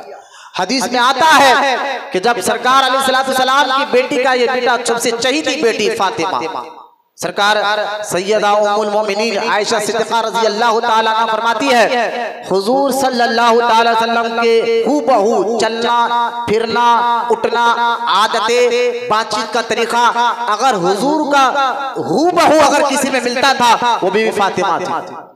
बीवी फातिमा में पूरा हुजूर की शबाहत मौजूद थी। और सरकार अलैहिस्सलाम इस अपनी लाडली शहजादी बीवी फातिमा के बारे में कहते थे फातिमा मेरा बुग़्ज़ा है। जुमले पे गौर करें, हुजूर ने क्या फरमाया अरबी में बुग़्ज़ा, फातिमा मेरा बुग़्ज़ा है। बुग़्ज़ा का मतलब क्या है, मतलब क्या है? तो यहाँ पर उलमा ने तहक़ीक़ करके बताया कि सुनो कि बुग़्ज़ा जिस्म के अंदर एक रग है, उस रग के अंदर एक खून है, उस खून को कहा जाता है जब तक जिस्म के अंदर उस रग से खून जारी होता है इंसान जिंदा रहता है। वो खून जब तक जारी है इंसान जिंदा रहता है, खून वहां से बंद हो जाए उसकी रूह निकल जाती है, वो मर जाता है। अब सरकार बताते हैं फातिमा मेरी जान है और फातिमा मेरा टुकड़ा है। हदीस में हुजूर ने ये भी फरमाया फातिमा मेरा टुकड़ा है, ये नहीं कहा कि दिल का टुकड़ा मेरा जिगर टुकड़ा, नहीं मेरा टुकड़ा। मतलब क्या है कि अगर मैं मुकम्मल तहारत हूँ तो तहारत का टुकड़ा फातिमा है, अगर मैं कुरान हूँ तो कुरान की तफसीर फातिमा है, अगर मैं नूर हूँ तो मेरे नूर का टुकड़ा फातिमा है। ये बीवी फातिमा का मुकाम मर्तबा जिनको अल्लाह ताला इतना बुलंद मुकाम दिया बीवी फातिमा को, क़यामत के दिन भी जो है जब बीवी फातिमा जन्नत जो है जाएगी जन्नत की तरफ तो अल्लाह की जानिब से एक निदा करने वाला निदा देगा, लोगों अपनी निगाहें नीचे कर लो, नबी की लाडली बेटी फातिमा जन्नत की तरफ जा रही है और 70,000 हूरों के बीच में बीवी फातिमा जन्नत में जाएगी। ये है बीवी फातिमा का मुकाम मर्तबा तैयबा ताहिरा आबिदा जाहिदा। क्या बताऊं उनके बारे में, ऐसी लाडली बेटी बीवी फातिमा का निकाह अल्लाह के हुक्म पर हुजूर ने मौला अली से किया। ये भी एक आपकी खास फजीलत मौला अली की, क्योंकि खुद इमाम आजूरी रहमतुल्लाह ताला अलैह ने अपने किताब शरिया में मौला अली का खुतबा बयान किया, जो आगे चलकर बयान करता हूँ, जिसमें खुद मौला अली फख्र से इस बात को कहते थे कि लोगों मैं वो हूँ जिनके अख्द में जिनके निकाह में हुजूर की लाडली शहजादी फातिमा आई है। लिहाजा बीवी फातिमा का निकाह के बारे में अबू बकर सिद्दीक ने भी कहा था, हुजूर खातून जन्नत से मैं निकाह ना करना चाहता हूँ। सरकार ने मना फरमा। फारूक आज़म ने कहा, सरकार ने कहा कि ये अल्लाह के हुक्म पर छोड़ो, जिसको हुक्म होगा अल्लाह का मैं उससे निकाह कराऊंगा। अभी ये अल्लाह के हुक्म पर मैं छोड़ा हूँ। फिर हजरत अबू बकर सिद्दीक, हजरत उमर इब्न खत्ताब, हजरत साद बिन अबी वक़ास तीनों आपस में बात करते हैं और कहते हैं कि यार सरकार राजी नहीं हो रही अपनी छोटी बेटी का निकाह करने के, राजी नहीं हो रहे। कहीं ना हो सरकार का मंशा होगा कि मेरी बेटी का निकाह अली से होना चाहिए। लिहाजा हजरत अली के पास ये तीनों सहाबा गए, अबू बकर सिद्दीक, हजरत उमर, साद बिन अबी वक़ास घर पर गए। हजरत अली के मदीना मुनव्वरा की ये बात है, घर पर गए और जाकर दरवाजा खटखटाया। मालूम हुआ कि हजरत अली तो घर पर नहीं बल्कि एक खेत में काम कर रहे हैं। खेत में काम करते, जानते हैं मेहनत क्या करते थे हजरत अली कि किसी अंसार के खेत को पानी से सैराब करना है तो कुएं से पानी लाते ऊंट पर और पानी से खेतों पर पानी डाला करते थे, उस पर आपको उजरत मिलती थी। हजरत अबू बकर सिद्दीक, हजरत उमर, हजरत साद बिन अबी वक़ास उस खेत की तरफ गए जिस खेत में मौला अली काम कर रहे थे। वहां जाकर कहा कि अली क्या बात है, हम सब ने निकाह का पैगाम दिया, सरकार मना फरमा रहे, तुमने क्यों नहीं पहुंचाया अभी तक निकाह का पैगाम कि मैं हुजूर मैं अपनी बेटी आपकी बेटी से निकाह करना चाहता हूँ। हजरत मौला अली की आंखों से आंसू जारी हो गए। फरमाया अबू बकर हालात मेरे ऐसे नहीं है कि मैं निकाह कर सकूं, ना हालात ऐसे है, ना असबाब ऐसे है, ना मेरे पास माल ज़र है। मेरा तो बड़ा इरादा है लेकिन जो है हालात और असबाब ऐसे नहीं है कि मैं निकाह करूं। लिहाजा अबू बकर सिद्दीक ने फरमाया कि अली तुम जाकर निकाह का पैगाम तो दो, हालात और असबाब का टेंशन मत लो, जो कुछ भी मदद होगी हम हाजिर हैं। ये मोहब्बत थी अबू बकर सिद्दीक, फारूक आज़म और मौला अली में। लिहाजा जब आपको ये हिम्मत दिलाई गई, हजरत अली खेत से निकले, हुजूर के घर पर गए। उस वक्त हुजूर एक रिवायत कहता है उम्मे मैमुना के घर थे या उम्मे हबीबा के घर थे, हजरत या उम्मे सलमा के घर में थे। लिहाजा सरकार अलैहिस्सलाम के उस घर में गए जहां हुजूर आराम फरमा थे। हजरत अली गए, दरवाजा खटखटाया, अंदर से उम्मे सलमा ने कहा कौन है बाहर, कौन आया है? उसी वक्त हुजूर ने फरमाया उम्मे सलमा नाम मत पूछो, मैं जानता हूं कि बाहर कौन आया है। दरवाजा खोल, बाहर अली खड़ा हुआ, मौला अली खड़ा हुआ। दरवाजा खोले, अली अंदर आए और अपना इरादा जाहिर फरमाया। तो हज़रत सरकार मुस्कुरा कर कहा कि ए अली, अल्लाह ने भी मुझे यही हुक्म दिया कि फातिमा का निकाह अली से किया जाए। क्यों? क्योंकि ए मुस्तफा करीम तुम्हारी नस्ल जो चलेगी इन दोनों से चलेगी। बोलो ना सुभान अल्लाह। हुजूर की नस्ल मुबारक इनसे आगे बढ़ने वाली है। लिहाजा अल्लाह ताला ने हुजूर की नस्ल जिससे आगे बढ़ने वाली है उन जातों को भी बड़ी पाक और साफ रखा है, बल्कि उनकी पाकी को अल्लाह ताला ने कुरान में भी बयान फरमाया है। हजरत अली का निकाह, मैं बहुत वाक़या छोड़ रहा हूँ, कुछ बातें आपको अहम समझाना है, वक्त करीब आते जा रहा है कि आप गौर फरमाए। हजरत अली रजी अल्लाह ताला का निकाह बीवी फातिमा से हुआ है, वो भी अल्लाह के हुक्म से हुआ। इससे भी आपकी फजीलत समझ में आ रही है। हजरत अली रजी अल्लाह ताला अन्हु को अल्लाह जो है ना बहुत ज्यादा, आप अल्लाह रसूल से बड़ी मोहब्बत करने वाले और अल्लाह उसका रसूल आपसे बड़ी मोहब्बत करते थे। और आप जो है हजरत अली हर वक्त हुजूर के साथ जंगों में रहा करते थे, हर वक्त हर जंग में हुजूर के साथ रहा करते थे। अच्छा सुनिए आप, जब मक्का छोड़कर सरकार मदीने पाक में आ गए, अब नया इलाका, नया शहर, नया मुल्क, तो सरकार ने मक्के से छोड़कर जितने लोग आपके साथ आए, मुहाजिर साहबा, उन तमाम साहबा, और मदीने के साहबा को कहते हैं अंसार, जुमला याद रखिए, मुहाजिर और अंसार। तो ये दोनों साहबा में सरकार ने क्या भाईचारगी बनाई, क्योंकि मक्के वाले सारा प्रॉपर्टी घर बार सब मक्के में छोड़कर आ गए थे ना। अब मदीने मुनव्वरा में आ गए तो साहब मदीने के मुसलमानों से कहा ये तुम्हारे भाई है, आज के बाद तुम इनमें भाईचारगी। हर एक सहाबी को पकड़ा और एक मदीने रहने सहाबी से रिश्ते को निभाया। और वो मदीने पाक के मुसलमान अंसार सहाबा भी कैसे इश्क वाले थे, अल्लाह रसूल से मोहब्बत करने वाले थे। जब हुजूर ने कहा कि तुम्हारा भाई है तो उन्होंने अपने घर लाकर अपनी प्रॉपर्टी का आधा हिस्सा किया, एक हिस्सा अपने भाई को दिया, एक खुद रख लिया। बोले सुभान अल्लाह। सिर्फ भाई हुजूर के कहने पर ये था मदीने पाक के रहने वाले मुसलमान सहाबा अंसार सहाबा का जज्बा दीन को लेकर, अल्लाह उसके रसूल के हुक्म पर अमल कर कर बताने पर कि इन्होंने अपने प्रॉपर्टी के भी हिस्से किए, अपने जायदाद से भी हिस्से दिया, क्योंकि ये आने वाले मुसलमान जो मक्का छोड़कर आए, प्रॉपर्टी छोड़कर एक जोड़ पर आए हैं। और सरकार ने जब कहा तुम आपस में भाई भाई हो, तो सरकार के कहने पर जो है सब ने अपनी प्रॉपर्टी के हिस्से दिए, कपड़े बांटे। यहाँ तक के मदीने मुनव्वरा में जिस सहाबी के 4 बीवियां थे, उन्होंने एक बीवी को तलाक दिया और उनका निकाह इस भाई से करा दिया। ये जज्बा था दीन को समझने का। जब ये साइड भाईचारे की हो गई ना, उस वक्त मौला अली हुजूर की बारगाह में रोते हुए हाजिर। हजरत अली रोते हुए हुजूर की बारगाह में आए। सरकार ने पूछा अली रोते क्यों हो? फरमाया या रसूल अल्लाह, आपने मक्का और मदीने के तमाम मुहाजिर अंसार में भाईचारे की बना दी, मुझे भूल गए हुजूर, मुझे भूल गए। हजरत अली इस बात पर रो रहे हैं कि आपने मुझे किसी का भाई नहीं बनाया, मुझे क्यों छोड़ दिया? मेरे आका रहमत कुरैन सल्लल्लाहु तआला अलैहि वसल्लम ने फरमाया अली खास तौर पर मैं तुझे भूला नहीं हूं, बल्कि रोक रखा हूं। अली मैंने जिन को भाई बनाना था भाई बना दिया है। अली रही तेरी बात है, दुनिया और आखिरत में तू मेरा भाई है। बोलो मोहब्बत से सुभान अल्लाह। तू दुनिया में भी और आखिरत में मेरा भाई है। यहाँ इतना बड़ा मुकाम मर्तबा सहाबा में किसी को नहीं मिला कि जुज़वी फजीलत मौला अली को हुजूर दे रहे हैं कि अली क्या उस बात पर तू राजी नहीं, क्या इस बात पर तू खुश नहीं कि दुनिया और आखिरत में तू मेरा भाई है? बोले मोहब्बत से सुभान अल्लाह। दुनिया और आखिरत में तू मेरा भाई है। सरकार मौला इतने खुश है। लेकिन यहाँ एक बात जुमला सुन लीजिए।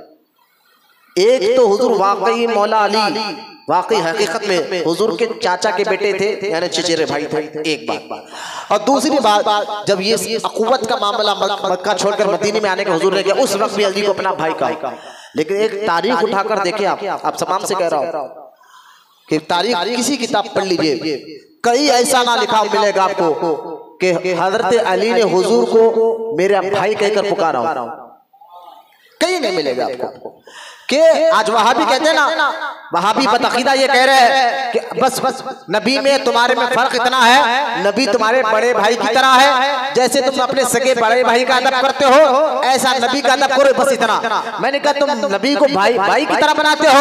खुद हजरत अली रजी अल्लाह तआला अन्हु हुजूर के चाचा के बेटे भी है, और सरकार ने बार बार फरमाया अली दुनिया आखिरत में मेरा भाई है। लेकिन सारी जिंदगी जब भी मौला अली हुजूर को पुकारते तो माज़अल्लाह भाई कहकर नहीं कहते, या रसूल अल्लाह कहकर पुकारते, या हबीब अल्लाह कहकर पुकारते, या नबी अल्लाह कहकर पुकारा करते थे। अगर आप ये सोच रहे हैं कि भाई कहने में बुराई क्या है, भाई जैसा बहुत सी बुराई है जनाब। हुजूर को अगर बड़े भाई की तरह कहेंगे, आप अगर छोटा भाई बड़े भाई को गाली दे तो गुनाहगार होता है ना, यकीनन गुनाहगार, ऐसा करना नहीं चाहिए। लेकिन माज़अल्लाह हुजूर के शान में कोई बेअदबी करे तो गुनाहगार नहीं होता, वो काफिर हो जाता है। इतना जमीन आसमान का फर्क है। भाई को कोई छोटा भाई बड़े भाई को मारे तो गुनाहगार होता है, काफिर नहीं होता। लेकिन हुजूर को माज़अल्लाह भाई की तरह समझो, भाई जैसा अदब करोगे तो मैंने कहा फिर मानना क्या है। अगर तुम हुजूर की शान में थोड़ी भी लफ्ज बोल दो तो तुम गुनाहगार नहीं, तुम काफिर हो जाते हो। लिहाजा ये कहना कि भाई की तरह, वो वहां भी किताबों में लिख गए कि हुजूर बड़े भाई की तरह है। मैंने कहा तुम किसका कलमा पढ़ते हो हमें नहीं मालूम है, जिस नबी का हम कलमा पढ़ते हैं हम तो यही कहते हैं जैसे मेरे सरकार है ऐसा कोई नहीं है। हम तो यही कहते हैं जैसे मेरे सरकार है ऐसा कोई नहीं है। हजरत अली रजी अल्लाह तआला अन्हु को अल्लाह ताला ने ताकत और शुजाअत भी बहुत दी। बचपन से ये आपका समझिए आपकी फितरत, आपकी मिजाज, आपका मलिका था कि आपकी मिजाज ही, इसलिए आपका देखे आपके माँ ने आपका नाम असद रखा था, आपकी माँ ने आपका नाम असद रखा था। और सरकार अलैहिस्सलाम ने मोहब्बत से आपको अबू तुराब पुकारा था, हज़रत अली को अबू तुराब पुकारा था। लिहाजा तब तो फरमाए आपकी शुजाअत और ताकत का इससे अंदाजा करें कि हर जंग में हज़रत मौला अली हुजूर के साथ रहा, हर जंग में हर जिहाद में हुजूर के साथ रहा करते थे। और हर जिहाद का मसला आप देखे, जंगे खैबर का मसला ले, खैबर की जंग, अगर आप बच्चे पढ़े कभी इन जंगों को आज पढ़ना चाहिए आप लोग।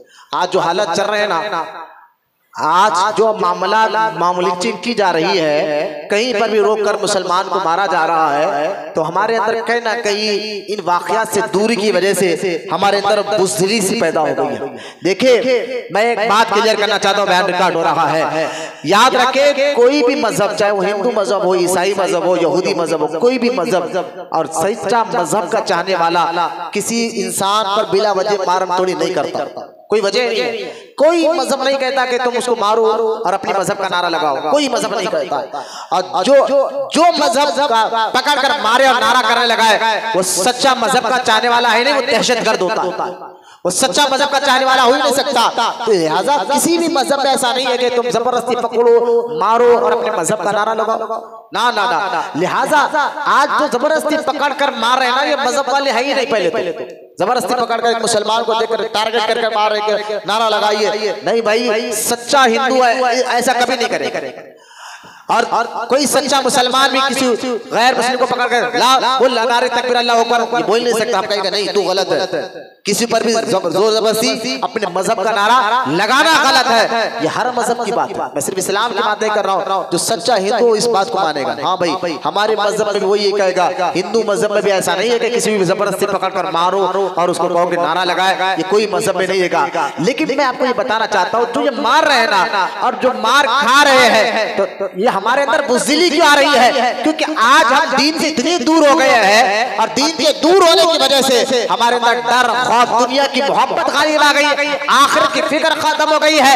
अगर हम अपने बुजुर्गाने दीन के वाकयात को पढ़ेंगे, कभी मौला अली के भी वाकयात को मैं बताना चाहता हूँ, हजरत अली के वाकयात और जज्बात को पढ़िए। अल्लाह की मोहब्बत, अल्लाह की रिजा के लिए मौलाए कायनात अली मुर्तजा रज़ी अल्लाह तआला अन्हु की मोहब्बत का अंदाजा करें कि आप ऐसे थे कि जब आप खड़े हो जाते तो बड़ा सा बड़ा पहलवान भी आपके सामने खड़ नहीं सकता था।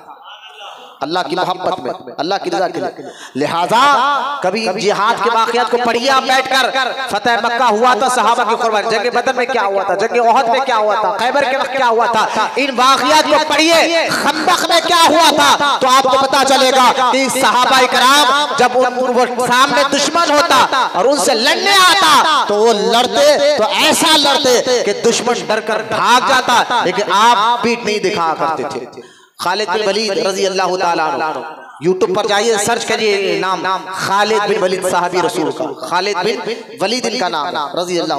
और हुजूर ने फरमाया ये सैफुल्लाह है। सैफुल्लाह जानते हैं मतलब क्या है? ये अल्लाह की तलवार है। खालिद बिन वलीद को हुजूर ने कहा ये अल्लाह की तलवारों में से एक तलवार है। कई जगह इन्होंने लड़ी है खालिद बिन वलीद। आज भी इनका मजार जो है मुल्क शाम के दमिश्क के एक इलाके में मौजूद है। खालिद बिन वलीद आप सुन के हैरान हो जाएंगे। मुल्क शाम में जब एक जिहाद में आप गए थे, सामने एक 10 लाख फौज थे, रूमी 10 लाख थे और मुसलमान की फौज 50,000 थी। साद बिन अबी वक़ास उस फौज के कमांडर थे। साद बिन अबी वक़ास ने देखा कि दुश्मन 10 लाख है और हम 40,000 50,000 है, क्या करे? हजरत साद बिन अबी वक़ास ने खालिद बिन वलीद से पूछा तुम्हारी राय क्या है? दुश्मन तो 10 लाख है, हम 40-50,000 लोग हैं, क्या करे, कैसे मुकाबला करे? खालिद बिन वलीद ने कहा हुजूर बस मुझे मेरे साथ मैं और मेरे साथ 9 आदमी को दीजिए, हम 10 आदमी इस 10 लाख का मुकाबला कर कर बताएंगे। आप सो नहीं रहे हैं ना, मैं सो रहा हूं।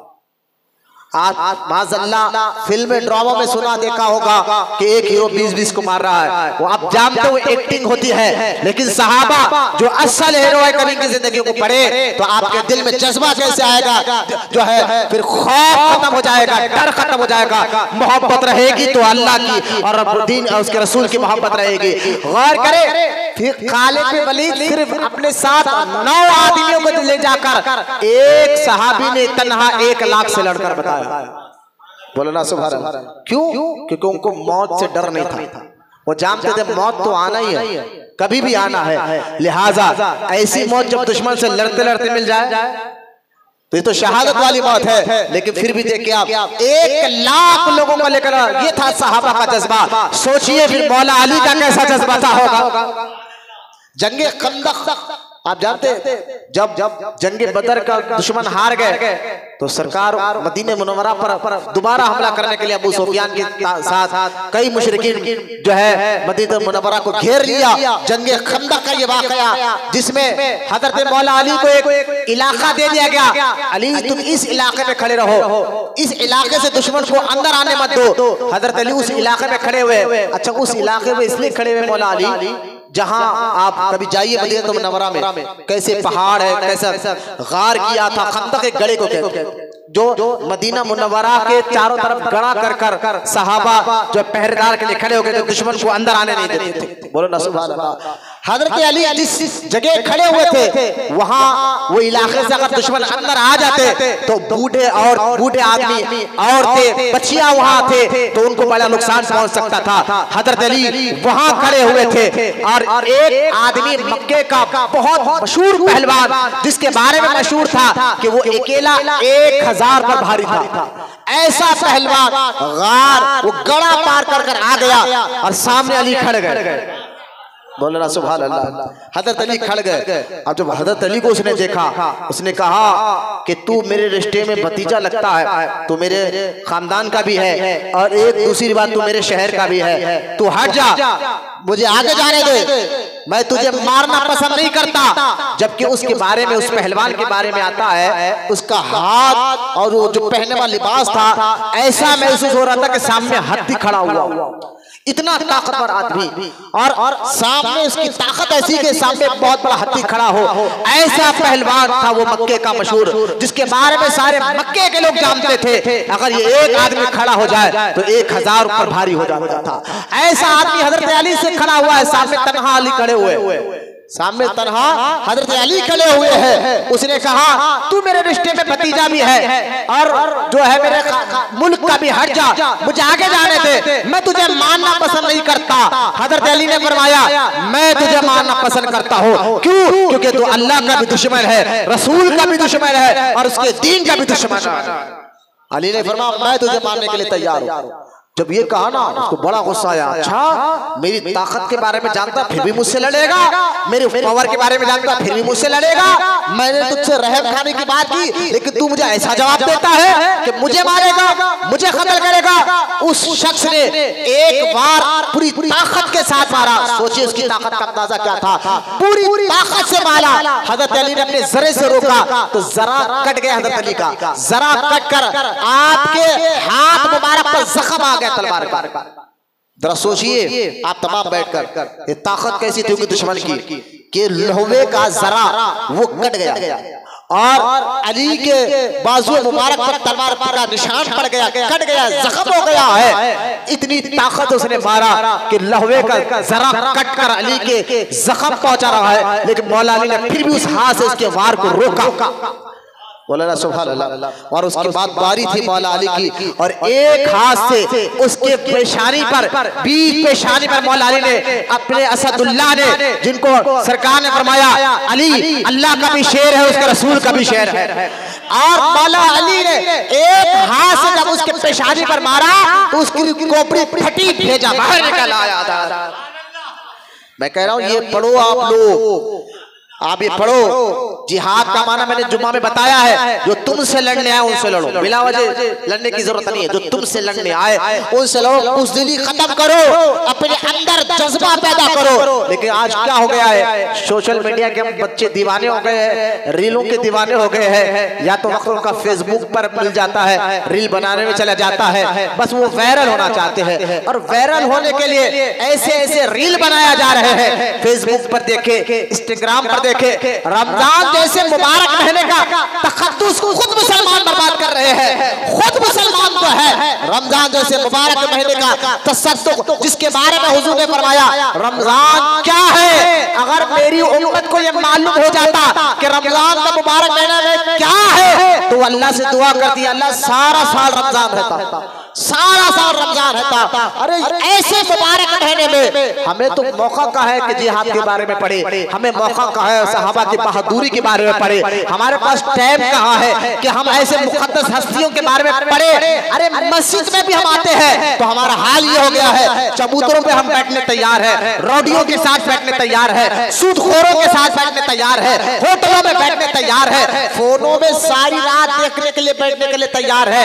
एक वक्त था कि रात रमजान मुबारक में शहरी वाले आकर जगाते थे, शहरी को उठो गए। मैंने कहता भैया आप जगाना छोड़ दो, ऐसे अब आवाज पुट्टे रात भर बैठते चबूतरों पर, जिनकी आवाजों से अंदर घरों में मरीजों की नींद खराब हो रही है। ये हाल मुसलमानों का बता रहा हूं मैं आपको। अगर मुस्लिम कौम फिल्मों, ड्रामे, रीलों, नाचने कूदने, रमजान जैसे मुबारक का महीने का न तकद्दुस करेगा तो यकीनन उसके अंदर बुज़दिली आएगी, यकीनन वो बुज़दिल हो जाएगा। जैसे वाक़ियात पढ़ोगे, जैसे वाक़ियात सुनोगे, ऐसे वाक़ियात का असर तुम्हारे दिल में उतरेगा, तुम्हारे दिमाग में उतरेगा। आज हालात ये हो गए हैं कि हमारे दिल दिमाग में सिर्फ एक्टर छाया हुआ है, या तो खुद एक्टर बनना चाहते हैं या तो खुद वायरल होना चाहते हैं। अच्छा, वायरल होने के लिए हम किस हद तक भी गुजरना चाहते हैं कि बस हमारी रील बनाई हुई रील वायरल हो जाए, फेसबुक पे हम मशहूर हो जाए, यूट्यूब पर हम मशहूर हो जाए, और उसके लिए हमें जो चाहे करना के लिए तैयार है। माज़अल्लाह, कभी सहरी का मजाक उड़ा रहे हैं, कभी इफ्तार का मजाक उड़ा रहे हैं, कोई इफ्तार में रील बना रहा है। माज़अल्लाह, दुख वाली बात है, दुख वाली बात है, शर्म से डूब मरने वाली बात है कि सोचिए कि इफ्तार में रील बनाई जा रही है। जैसा ही वक्त होता है तो एक बंदा जो है ना, खजूर, सरकार ने फरमाया अगर जैसा इफ्तार का वक्त हो तो बरकत वाली चीज पानी से रोजा खोलो, या जो है खजूर से रोजा खोलो। लेकिन माज़अल्लाह वायरल होना है ना, अपने आप को मशहूर करने के लिए वो क्या कर रहा है, या तो जो है सिगरेट पीकर बता रहा है, गुटखा मुंह में डालकर बता रहा है, रील बना रहा है, और माज़अल्लाह छुट-फूट का एक रील बना दी गई, सिर्फ वायरल होना है। और कोई जो है चिकन और हलीम की दुकान पर जाकर कोई बुजुर्गों का नाम लेकर खवाली बनाकर रील बना रहा है कि मैं जलाली हूँ, मेरा पीर जलाली है, कभी गौसे पाक का नाम लेकर। मैंने कहा शर्म की बात है, मुसलमान इन चीजों में आज डूब गया है, ना उसको अपने बड़ों के वाक़ियात जानने के लिए तैयार है, ना मस्जिद में बैठने के लिए तैयार है। हाँ, भूत चढ़ा हुआ है एक्टर बनने का, भूत चढ़ा हुआ है रीलों में, फेसबुक पर, इंस्टाग्राम पर वायरल होने का, और उसके लिए तुम जो चाहे करोगे, जो चाहे करोगे। खबरदार, जो हालात अब हिंदुस्तान के एक शहर में हो रहे मुसलमानों के, आपको हैदराबाद के खास तौर पर मुसलमानों को कहोगा कि तुम्हारे लिए इबरत है। आज हालात हैदराबाद में नहीं है, हर मुसलमान की अल्लाह हिफाजत फरमाए। मैं ये नहीं कह रहा हूँ, हर मुसलमान की जान, माल और ईमान की हिफाजत अल्लाह ताला फरमाए। हम तो बार बार दुआ कर रहे हैं, लेकिन खुदा के वास्ते आज अपने अंदर से ये भूत खत्म करो, रील वाला भूत, नाचने कूदने वाला भूत, अपने अंदर जज्बा पैदा करना है तो सहाबा के जिहाद वाले वाक़ियात पढ़ो, सहाबा के उन वाक़ियात को पढ़ो जिन्होंने दीन के खातिर कुर्बानियां दी है, इस्लाम के खातिर कुर्बानियां दी है। इन वाक़ियात से पढ़ने से आपके अंदर बुज़दिली खत्म और मर्दानगी पैदा होगी। यकीन जानिए, मर्दानगी जज्बा पैदा होगा, ऐसा जज्बा फिर आपको न अपने दीन पर कभी शक आएगा, न कुरान हदीस पर कभी शक आएगा। अल्लाह उनको भी नेक तौफीक दे जो रील बनाकर रमजान का, क्योंकि तौबा के दरवाजे भी खुले हैं, वो तौबा कर ले, बयान रिकॉर्ड होकर जाएगा, तो मैं उनको कहूँगा तौबा कर ले, वक्त खुला है। और ऐसा रमजान का, इफ्तार का, सहरी का मजाक बनाना छोड़िए, बल्कि ऐसे वाक़ियात को पढ़िए, उलमा की सोहबत में बैठकर अपने अंदर की बुज़दिली को खत्म कर दीन वाली मर्दानगी पैदा करे कि देखे कि आप सहाबा के वाक़ियात को। हज़रत अमर रुस्तम पहलवान को एक सहाबी ने जो 3 दिन के भूखे थे, रुस्तम पहलवान ईरान का था, नाम लोग पहलवान का नाम रख लेते, रुस्तम पहलवान। क्या नाम है भाई? रुस्तम नाम है। मैंने कहा तो मुसलमानों को रुस्तम नाम रखते हो, जानते हो रुस्तम के बारे में क्या है? क्या नहीं जानते?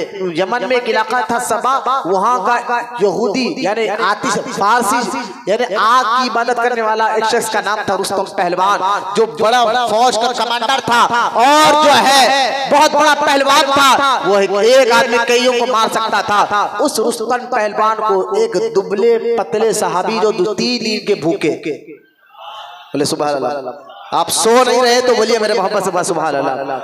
3 दिन के भूखे और दुबले पतले सहाबी उस रुस्तम पहलवान के मुकाबले में आए तो उसके मैदान जिहाद में, मैदान में जिस घोड़े पर रुस्तम पहलवान बैठा था, उस घोड़े की दुम तो पकड़ा एक हाथ में तो घोड़ा जमीन से हिल नहीं सका।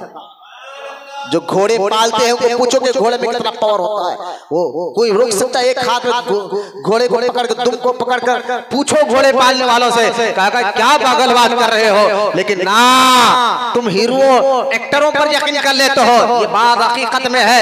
एक दुबले पतले सहाबी ने एक हाथ में रुस्तम पहलवान के घोड़े की दुम को पकड़कर जमीन पर रोका और उसको उठाकर फेंका, वो नीचे गिरा और भागते भागते वो पानी में चला गया। ये दुबले पतले सहाबी गए और उसको वहीं पर कत्ल कर जहन्नम रसीद किया। आप समझ रहे हैं कि जिम जाऊंगा, वर्जिश करूंगा, तब देखिए कौन आएगा। ये पहलवानी नहीं रही है। पहलवानी इसको मैदान की इसको नहीं कहते कि आप समझ रहे हैं कि मैं हाथ में बॉडी बिल्डर बनूंगा, ताकत बनाऊंगा, उसके बाद देखो कौन मेरे से खबर है। ना, अच्छी चीज है जिम करना, लेकिन मैं गोलियां खाने, नशे की गोलियां खाने, इंजेक्शन लेने वालों की बात नहीं कर रहा हूँ। वर्जिश करो, नीयत तुम्हारी ये होना चाहिए कि सेहतमंद रहूंगा तो अल्लाह की खूब इबादत करूंगा। अच्छी भी चीज है, लेकिन असल बंदगी क्या है कि तुम्हारे अंदर दीन से मोहब्बत पैदा हो जाए, अल्लाह रसूल से मोहब्बत पैदा हो जाए। तो तुम दुबले पतले भी हो तो यकीन जानिए ऐसी ताकत तुम्हारे अंदर आ जाएगी, अगर दुश्मन का सामना हो जाए तो पीठ दिखाने वाले नहीं, तुम सीना दिखाने वाले बनोगे। शर्त है ना, तुम ऐसे वाक़यात पढ़ोगे, सुनोगे तो मालूम होगा ना कि हमारे बुजुर्गान दिन का हालत क्या थे। हजरत अली की ताकत का अंदाजा करे। खैबर की जंग में भी हजरत अली रजी अल्लाह तआला अन्हु को सरकार अलैहिस्सलाम ने फरमाया था, खैबर की जंग जो कई दिन से खिला फतह नहीं हो रहा था, यहूदी किले के अंदर चले गए थे। कभी खैबर की जंग के बारे में पढ़े, जो भी मुसलमान जाता यहूदी ऊपर किले से तीर बरसाते थे। देखिए मुसलमान नीचे जमीन पर है, यहूदी ऊपर से तीर बरसाते, कोई जा नहीं सकता, खिला फतह नहीं हो सकता। बड़े अकाबिर सहाबा पहुंचे फतह करने के लिए, लेकिन दुश्मन भारी हो गए, फतह नहीं हो रहा है। कई दिन हो गया किले को मुसलमान घेरे हुए, खिला फतह नहीं हो रहा है। अब सरकार अलैहिस्सलाम ने फरमाया, कल मैं ये झंडा उसके हाथ में दूंगा जिससे अल्लाह और उसका रसूल मोहब्बत करता है, और वो भी अल्लाह और उसके रसूल से मोहब्बत करता है, और उसके जरिए से अल्लाह ये खिला फतह करेगा। सहाबा कहते कल मिलेगा ये झंडा, नाम किसी का नहीं लिया, हुजूर ने कहा कल दूंगा ये झंडा उसके हाथ में जिसके जरिए से ये खिला फतह होगा। सहाबा भी चाहते थे खिला जल्दी फतह हो जाए दुश्मन, लेकिन कई अकाबिर सहाबा को शिकल फतह नहीं हो रहा है। हजरत उमर इब्न खत्ताब कहते हैं, जब रात का वक्त हुआ हुजूर ने ये ऐलान फरमाया ना सुबह में उसको ये झंडा दूंगा। हजरत उमर कहते हैं, ईमान लाए जब से मेरे दिल में किसी चीज की ख्वाहिश नहीं थी। हज़रत उमर कहते हैं रज़ी अल्लाह, किसी चीज की मेरे दिल में ख्वाहिश नहीं थी कि मुझे ये मनसब मिले, मुझे ये मुकाम मिले, मुझे ये मर्तबा मिले, कोई मेरे दिल में कोई ख्याल नहीं था। लेकिन उस रात जब हुजूर ने फरमाया ना कि ये झंडा उसको दूंगा जिससे अल्लाह रसूल मोहब्बत करते हैं और वो भी अल्लाह रसूल से मोहब्बत करता है, उसके जरिए से खिलाफत होगा। हजरत उमर के दिल में भी ख्याल है, काश सुबह जब हो हुजूर मुझे बुलाकर ये झंडा दे। बोलो ना सुभान अल्लाह। ये वक्त रात ऐसा था, रात गुजरी, सुबह का वक्त आया, पूरे सहाबा बेचैन है, हुजूर के खेमे के सामने आकर खड़े हो गए। सरकार बाहर झंडा लिए तशरीफ लेकर आए, खेमे के बाहर आए और देखा और देखकर फरमाया, तुम में अली कहाँ है? अली कहाँ है? हजरत अली की आंखों में दर्द था। कहा किसी ने अली की आंखों में दर्द, वो आए नहीं, कहा उनको बुला कर लाओ। खेमे से मौला अली को बुलाया गया। हजरत अली की आंखों में मेरे आका ने लुआब दहन लगाया, आंखों में लुआब दहन लगाया और लुआब दहन लगाने के बाद फरमाया, अली ये झंडा तू हाथ में ले। और अली उस वक्त तक पीछे पलट कर देखना भी नहीं जब तक खिलाफत ना हो जाए। सुभान अल्लाह। सुबह जब वही झंडा हज़रत अली के हाथ में आया, पता क्या चला? अली वो है जिससे अल्लाह भी मोहब्बत करता है, उसका रसूल भी मोहब्बत करता है। सरकार फरमाते हैं, अली तुझसे मोमिन ही मोहब्बत करेगा। लिहाजा हज़रत मौला अली रज़ी अल्लाह तआला अन्हु वो झंडा लिए आगे बढ़े, कुछ दूर जाकर पीछे पलटा नहीं। सरकार ने फरमाया था, अली पलट कर खिलाफत होने के बाद ही पलट कर आना। पीछे पलटा रही, वही से आवाज दिया कि या रसूल अल्लाह। कुछ दूर जाकर अली रुक गए, कुछ बात पूछना था, लेकिन सरकार ने बताया पलटना नहीं अली जब तक खिलाफत ना हो जाए। तो दूर जाकर खड़े कहा, या रसूल अल्लाह। अली भी बड़े, अली से भी मोहब्बत करते थे, सरकार को बड़ा लाड़ था। सरकार ने दूर से पूछा, हाँ बोलो अली क्या बात है? कहा कब तक लड़ूं दुश्मनों से? कहा जब तक ये कलमा ना पढ़ ले, अगर ये कलमा अपनी मर्जी से पढ़ ले तो छोड़ देना। सरकार मौला अली गए और वो दरवाजा, खैबर का दरवाजा दरवाजा जिनको कोई उखाड़ नहीं सकता था, मौला अली ने वहां पर उस दरवाजे को एक हाथ उखाड़ कर फेंका। सहाबा कहते हैं जंग खत्म होने के बाद जब हम उस दरवाजे को उठाने गए तो हम 70 सहाबा मिलकर उस दरवाजे को हिला नहीं सके जिस दरवाजे को अली ने एक हाथ में उठाकर फेंक दिया था। इन हदीसों से पता चलता है कि हजरत अली का बड़ा मुकाम और मर्तबा है। सारे जगहों पे हजरत अली संगात रहे। फिर जब सरकार दुनिया से तशरीफ लेकर गए, हजरत अबू बकर सिद्दीक खलीफा बने तो हजरत अली सिद्दीक अकबर के हाथ में हाथ देकर उनके साथ रहे। बात खत्म कर रहा हूँ, मेरी बात पर तवज्जो फरमा। यहाँ आकर मैं एक बैलेंस हमें बताना जरूरी है आपको। और हजरत सिद्दीक अकबर 2 साल की खिलाफत करने के बाद फारूक आजम का दौर आया, अबू बकर सिद्दीक पर्दा फरमा गए। हजरत फारूक आजम का दौर खिलाफत आया तो हजरत मौला अली हजरत उमर की भी हाथ में हाथ देकर बैठ करते और 10 साल तक हजरत मौला अली हजरत उमर के पीछे नमाज पढ़ते। बोलो मोहब्बत से सुभान अल्लाह। फिर आप मौला अली भी रजी अल्लाह ताला अन्हु भी पर्दा फरमा गए, हजरत उमर इब्न खत्ताब भी जब पर्दा फरमा गए, उसके बाद जो है उस्मान गनी का दौर खिलाफत आया। हजरत अली बा खुशी खुशी उस्मान गनी के भी हाथ पे हाथ देकर बैठ गए। आज अहले तशय्यो कहते कि देखो हजरत अबू बकर उमर हजरत उस्मान ने जुल्म किया है अली पर। मैंने कहा अली वो है, अली वो है जहां अली तो अली है, अली का बेटा करबला का वाक़या देख ले। अली का बेटा लोगों को देखा कि जुल्म कर रहा है यजीद तो तबलीग यानी अपने साथ लोग नहीं देखा बल्कि हजरत इमाम हुसैन तन्हा खड़ा हो गया और जुल्म के खिलाफ आवाज उठाने लगा। जिनका बेटा गलत काम को देखकर बर्दाश्त ना कर सके और तन्हा खड़ा हो जाए और चंद लोगों के साथ शहीद हो जाए, बेटे में ये ताकत और जरूरत थी तो अली की ताकत का आलम क्या होगा? ये कहना कि अबू बकर ने अली को ताकत की जोर पर खामोश बिठाया, भले खामोश बैठो। हजरत उमर की एक बात बता, मुझे याद आ गई। हजरत उमर के खिलाफत का दौर है, हजरत उमर का। हजरत उमर रजी अल्लाह ताला पूछते पूरे सहाबा को बुलाकर इसमें अली भी है। इससे अंदाजा करके मौला अली की ताकत, शुजाअत और हजरत अली को अगर मौला अली की नजर में खिलाफत गलत होती तो अली खामोश नहीं बैठते। कहते कि खिलाफत मेरा हक है, मैं पहले खलीफा बनूंगा ना। अली खामोश बैठकर अबू बकर के हाथ में हाथ दे रहे हैं, उमर के हाथ में हाथ दे रहे हैं, उस्मान के हाथ में हाथ दे रहे हैं। तो पता चला यही हक था, यही सच था जिनके पीछे अली ने नमाजें पढ़कर बताई। अगर गलत होता, अल्लाह ना करे गलत होता, तो गलत चीज को ना अली बर्दाश्त करते ना अली के बच्चे बर्दाश्त करते। उनके खून में कमजोरी है ही नहीं, डर नाम की चीज है ही नहीं। उसकी एक मिसाल मैंने करबला के वाक़या पढ़ लिया। क्या इमाम हुसैन डरे? ना ना, हुसैन तो हुसैन है। इमाम हुसैन के 6 महीने का बच्चा अली असगर तक ना डरा। तो बच्चों का ये हाल तो अली को कहना कि अली को डरा कर खामोश बिठाया गया। मैंने कहा ये झूठ मूठ बोलना छोड़ो, ये गलत नहीं था, हक यही था कि खलीफा पहले अबू बकर थे, अली इस पर राजी थे। दूसरे खलीफा उमर थे, अली इस पर भी राजी थे। तीसरे खलीफा उस्मान थे, अली इस पर भी राजी थे। आप देखें हजरत उमर के दौर में हजरत उमर ने पूरे सहाबा को बुलाया जिसमें अली भी है और एक मिसाल दी। हजरत उमर कहने लगे अगर मैं तुम्हें कोई ऐसी बात कहूँ जो कुरान और हदीस के खिलाफ हो तो क्या तुम लोग उस बात को मानोगे? हजरत उमर पूछ रहे हैं पूरे सहाबा को बुलाकर उस वक्त जिस वक्त हजरत उमर के नाम से कैसर और किस तरह डर रहे थे। अब हजरत उमर देखना चाहते थे कि मेरे जो दौर के मुसलमान हैं इनके दिल में दीन से मोहब्बत कितनी है, ये मेरा जो अदब करते हैं मेरे दबदबे से करते हैं या दीन के लिए करते हैं, कुरान हदीस के लिए करते हैं। ये देखने के लिए हजरत उमर ने एक अजीब सा सवाल किया और सवाल भी कितना अजीब था। पूरे सहाबा जिसमें ताबईन है, सहाबा है, अली भी है, सबको बुलाकर हजरत उमर कह रहे हैं कि अगर मैं तुमसे कहूँ ऐसी बात जो कुरान और हदीस के खिलाफ हो क्या तुम लोग मेरी बात मानोगे? मौला अली खड़े हुए कहा नहीं हम नहीं मानेंगे। तो क्या करोगे तुम लोग? हजरत अली ने फरमाया कि पहले हम आपको कहेंगे कि ये इस बात से आप तौबा करो।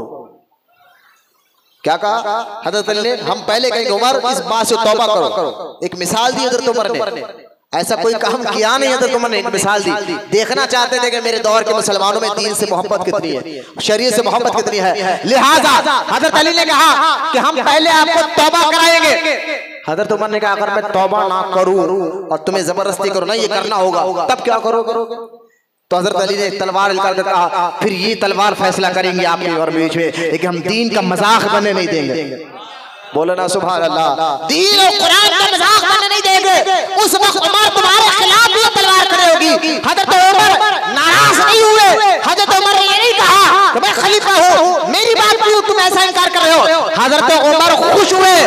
खुश होकर कहे या अल्लाह तेरा शुक्र है मेरे दौर में भी तू ऐसे मुसलमानों को मेरे साथ रखा है। तो हजरत अली के ये बात से अंदाजा हो रहा कि अली कहीं पर डर सकते मौला अली? दीन के खिलाफ काम हो रहा है, अली खामोश हो सकते हैं? नहीं हो सकता। तो अगर अबू बकर की सिद्दीक की खिलाफत गलत होती, कुरान हदीस के खिलाफ होती, तो अली खामोश नहीं बैठते। वो सच थी, अली खलीफा हजरत अबू बकर के हाथ में हाथ दिए। खिलाफत सच थी, इसलिए उमर के हाथ में हाथ अली ने दिया। उस्मान खिलाफत सच थी, इसलिए हजरत उस्मान के हाथ में हाथ दिया। लिहाजा आज अगर कोई अली की मोहब्बत में अबू बकर को गाली दे तो वो भी गलत है, और जो अबू बकर की मोहब्बत में अली को गाली दे वो भी गलत है। जो दोनों से मोहब्बत करे वही अहले सुन्नत है, वही अहले सुन्नत है। और अहले सुन्नत के अकीदे को अपने ज़हनों में गुट्टियों में बिठा लीजिए। आप बच्चों को भी सिखाइए कि बेटा हम सुन्नी है, ये सीना ठोकर कर हम सुन्नी है। लिहाजा हजरत उस्मान गनी की शहादत के बाद हजरत अली रजी अल्लाह ताला अन्हु को उस वक्त खलीफा बनाया गया जिस वक्त समझ लिए खिलाफत का ताज सर पर रखना कांटों का ताज सर पर रखने के बराबर था। इतने फितने थे मुसलमानों के अंदर, बाहर तो छोड़ दीजिए, मुसलमानों के अंदर इतने फितने हो गए थे। क्यों? क्योंकि अब्दुल्ला इब्न सबा नामी एक यहूदी ने फितने फैला दिए थे, बहुत ज्यादा फितने फैला, मुसलमानों को आपस में कमजोर करें, और वो फितने आज तक चल रहे हैं। वो फितने में सबसे ज्यादा फितना था खारजी वाला फितना और राफजी वाला फितना, जो आज भी चल रहा है। लिहाजा हजरत उमर इब्न खत्ताब जब तक जाहिरी जिंदगी जिंदा थे कोई फितना सर नहीं उठा सका। बोलेंगे सुभान अल्लाह। हजरत उमर की खासियत थी, और हजरत उमर शहीद हो गए, उसके बाद जो है यूं समझिए कि फितनों का दरवाजा खुल गया। उस्मान गनी 13 साल तक सब्र करते रहे, नरम मिजाज के थे। आपके नरम मिजाज का फायदा उठाकर बलवाइयों ने आपको शहीद कर दिया। और जब शहीद हो गए हजरत अली ने पहले इनकार किया कि मैं तो खिलाफत नहीं लेना चाहता, लेकिन बाद में आपको खिलाफत का ताज पहनना पड़ा। और हजरत मौला अली रजी अल्लाह ताला अन्हु के दौर में जब आपने खिलाफत का ताज पहना, उस वक्त पहना जिस वक्त जो है खिलाफत को सर पे रखना कांटों का ताज सर पे रखने के बराबर था। मदीने में जो है मामला चल रहे हैं, इराक में लड़ाई झगड़े चल रहे हैं, बगदाद में चल रहे हैं, यमन में चल रहे हैं, हर जगह कोई अमन अमान नहीं है। ऐसी हालत में मौला अली खिलाफत को संभालते। बोले ना मोहब्बत से सुभान अल्लाह। अब संभाल कर बड़े इत्तेदाल के साथ हज़रत अली लेके चल रहे थे खिलाफत को, लेकिन दुश्मन का खामोश। देखिए दुश्मन दो किस्म के होते हैं, एक दुश्मन वो जो आपके सामने आकर मैं तेरा दुश्मन हूँ, तो जो आपके सामने आपके आंख में आंख मिलाकर कहे तो उसको तो आप पहचान लेते हैं, ये मेरा दुश्मन है। लेकिन एक जो आपका दोस्त बने, आपका भाई बनकर आपके साथ रहे और आपका ही दुश्मन निकले, जिसको हम आस्तीन का सांप कहते हैं, उसको पहचानना बड़ा मुश्किल है। उससे लड़ना यूं समझे बहुत से कठिन फैसले आपको लेना पड़ता है। लिहाजा सबाई फिरका अब्दुल्ला इब्न सबा के चाहने वाले इस वक्त इतने हो गए थे। उस्मान गनी की शहादत के बाद ये लोग फैल गए थे। कुछ लोग हजरत अमीर माविया की फौज में चले गए, कुछ लोग मौला अली की फौज में चले गए और आपस में लड़ाने लगे कि भाई इधर हजरत माविया से कहने लगे आप बोलो अली को उस्मान गनी का कत्ल का बदला लिया जाए, और इधर अली कह रहे हैं लेना है, लेकिन भी हालात ऐसे हैं कि अंदरूनी हालात को कमजोर किया जाए और पहले इसको संवारा जाए, उसके बाद दुश्मन को एक्सपोज किया जाएगा, उसके बाद दुश्मन को मारा जाएगा। बात बनी नहीं, यहाँ तक कि सहाबा में आपस में जंगा होगा।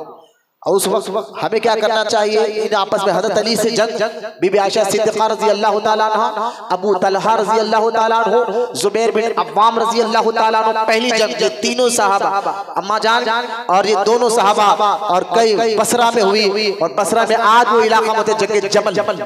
उस जंग में अल्लाह ने अली को फतह अता फरमाया। इन जंगों में दोनों तरफ मुसलमान हैं, और इन जंगों में जंग हजरत अली से लड़कर झगड़कर जलन से नहीं हो रही है।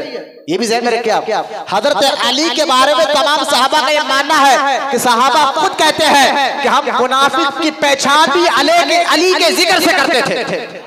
अपने दौर में मुनाफिक की पहचान भी हम अली के जिक्र से करते थे। हजरत सईद बिन खुदरी कहते हैं हम अगर किसी मस्जिद में चले जाते जहां पर पूरे दाढ़ी वाले सर पे इमामत पहनने वाले बैठे रहते, हमें पता नहीं चलता इसमें मोमिन कौन है मुनाफिक कौन है। तो सईद बिन खुदरी कहते हैं खुदा की कसम हम उस मजमे में जाकर अली का जिक्र करना लग जाते।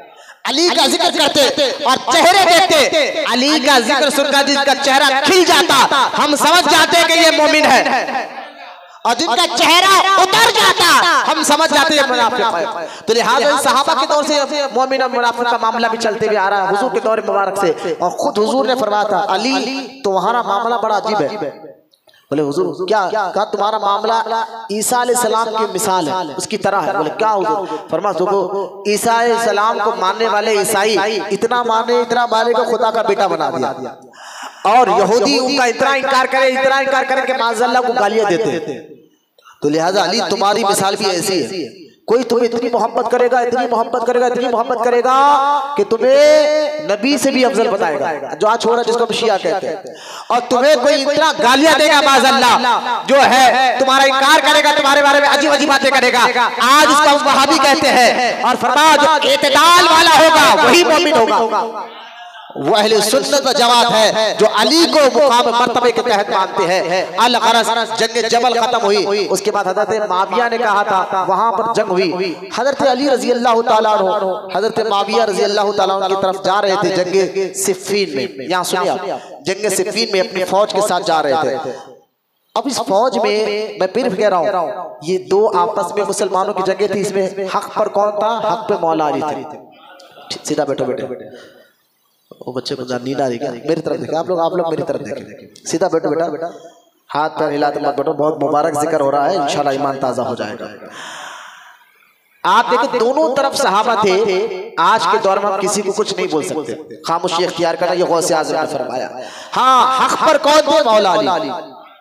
क्योंकि हज़रत अली कह रहे थे कि अभी हालात ऐसे नहीं है कि दुश्मनों को मारा जाए, लेकिन लोग समझे नहीं, उस सहाबा का जबरदस्त करने लगे। अल गरज जंग जमल के लिए, क्योंकि मदीना मुनव्वरा से निकलकर मुल्क शाम की तरफ जाना था, वहां से जा रहे हैं तो पूरी फौज आपके साथ है।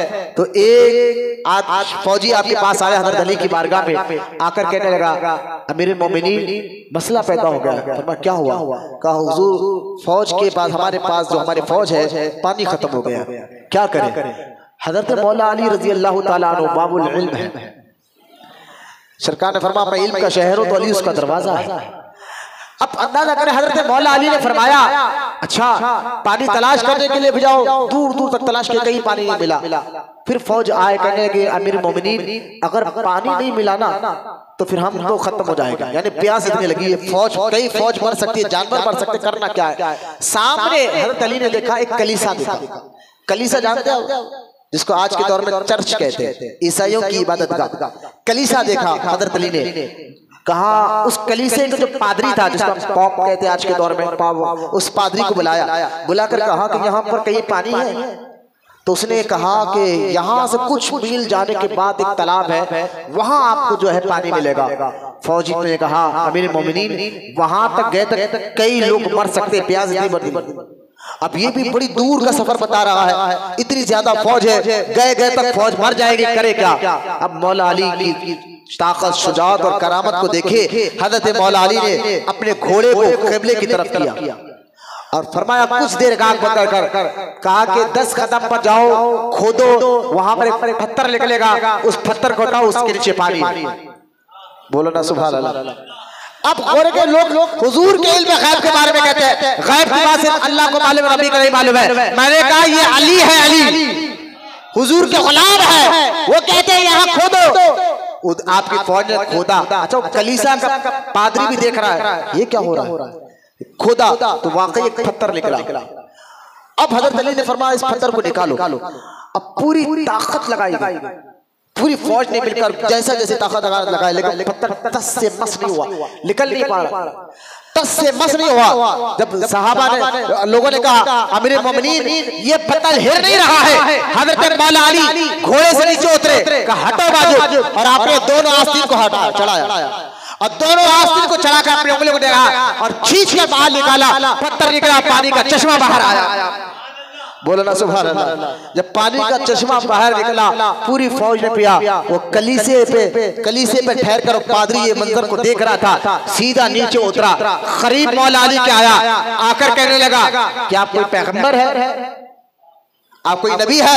फरमा ना ना, मैं पैगंबर नहीं हूँ, नबी नहीं हूँ। क्या आप कोई फरिश्ते हैं? आपने मुस्कुरा कर कहा ना, मैं फरिश्ता भी नहीं हूँ, मैं नबी का वसी हूँ, नबी का खलीफा हूँ। बोलो ना सर, हमारे नबी का दामाद भी हो, उनका खलीफा भी हो। उस पादरी ने कहा हाथ बढ़ाइए, कलमा पढ़ना चाहता हो, कलमा पढ़ना चाहता हो। हाथ बढ़ाया मौला अली ने, उसने कलमा पढ़ा। हजरत अली ने फरमाया क्या बात है, बरसों से तुम ईसाई थे, अपने मजहब को मानने वाले थे, आज अचानक तुम्हें ये क्या हो गया है कि तुमने यहाँ कलमा पढ़ लिया? तो वो कलीसे में रहने वाला पादरी कहता मेरे मोमिनीन, बात दरअसल ये है, ये कलीसा जब बना हमारे पहले के पादरियों ने, हर पादरी कहता था दूसरे पादरी को कि इसी जगह से एक या तो नबी का एक दामाद गुजरेगा, बोलो ना सुभान अल्लाह, इसी जगह से नबी का दामाद गुजरेगा और ऐसी जगह से पानी का चश्मा निकाल कर बताएगा, तुम में से किसी को भी वो नजर आ जाए तो फौरन उनके हाथ में कलमा पढ़ लेना। ये हमारी किताबों में लिखा था, ये हमारे बड़ों ने बताया था। आज मैंने अपनी आंखों से देखा, मेरे ऊपर के कई पादरी गए, उनको ये मौका नहीं मिला, मेरे दौर में आप मिल गए, मेरे दौर में आप मिल गए, लिहाजा मैंने फौरन कलमा इसलिए पढ़ा है कि आपका जिक्र अली हमारी किताबों में भी लिखा हुआ था। बोलो मोहम्मद सुभान अल्लाह। मौला अली खूब रोए उस वक्त, आंखों से तर, आपके आंखों से दाढ़ी आपकी भूल गई, ये आजिज़ी से रोए कि अल्लाह तेरा शुक्र है, तूने मुझे अपने हबीब की उम्मत में पैदा किया, उनका दामाद भी बनाया और पहले की किताबों में मेरा जिक्र भी किया। ये आजिज़ी के तहत मौला अली, इस वाक़े से हज़रत मौला अली रज़ी अल्लाह ताला अन्हु के इल्म का भी पता चलता है। आप देखें कूफा में हज़रत अली फजर की नमाज के बाद एक मरतबा कूफा में हज़रत अली ऐलान करते हैं अपने गुलाम को बुलाकर, यहाँ से 1 किलो, समझाने के लिए कह रहा हूँ, वाक़या किताबों में बुखारी शरीफ में भी मौजूद है और दीगर किताबों में ये वाक़या मौजूद है कि हज़रत मदारिज नबुव्वा में, शहावत नबुव्वा में अब्दुर्रहमान जामी ने भी इस वाक़े को लिखा है। फरमाते हैं कि हज़रत मौला अली एक बार कूफा की मस्जिद में सुबह खड़े हुए और खड़े होकर ऐलान फरमाया, यहाँ कुछ दूर एक मस्जिद है, मस्जिद के बाजू जाओ, एक घर में एक मर्द और 2 औरतें लड़ रहे हैं, उनको पकड़कर मेरे पास ला। बोलो ना सुभान अल्लाह। घर भी बताया, जगह भी बताया। ये हुजूर के गुलामों का इल्म है तो हुजूर के इल्म का आलम क्या होगा।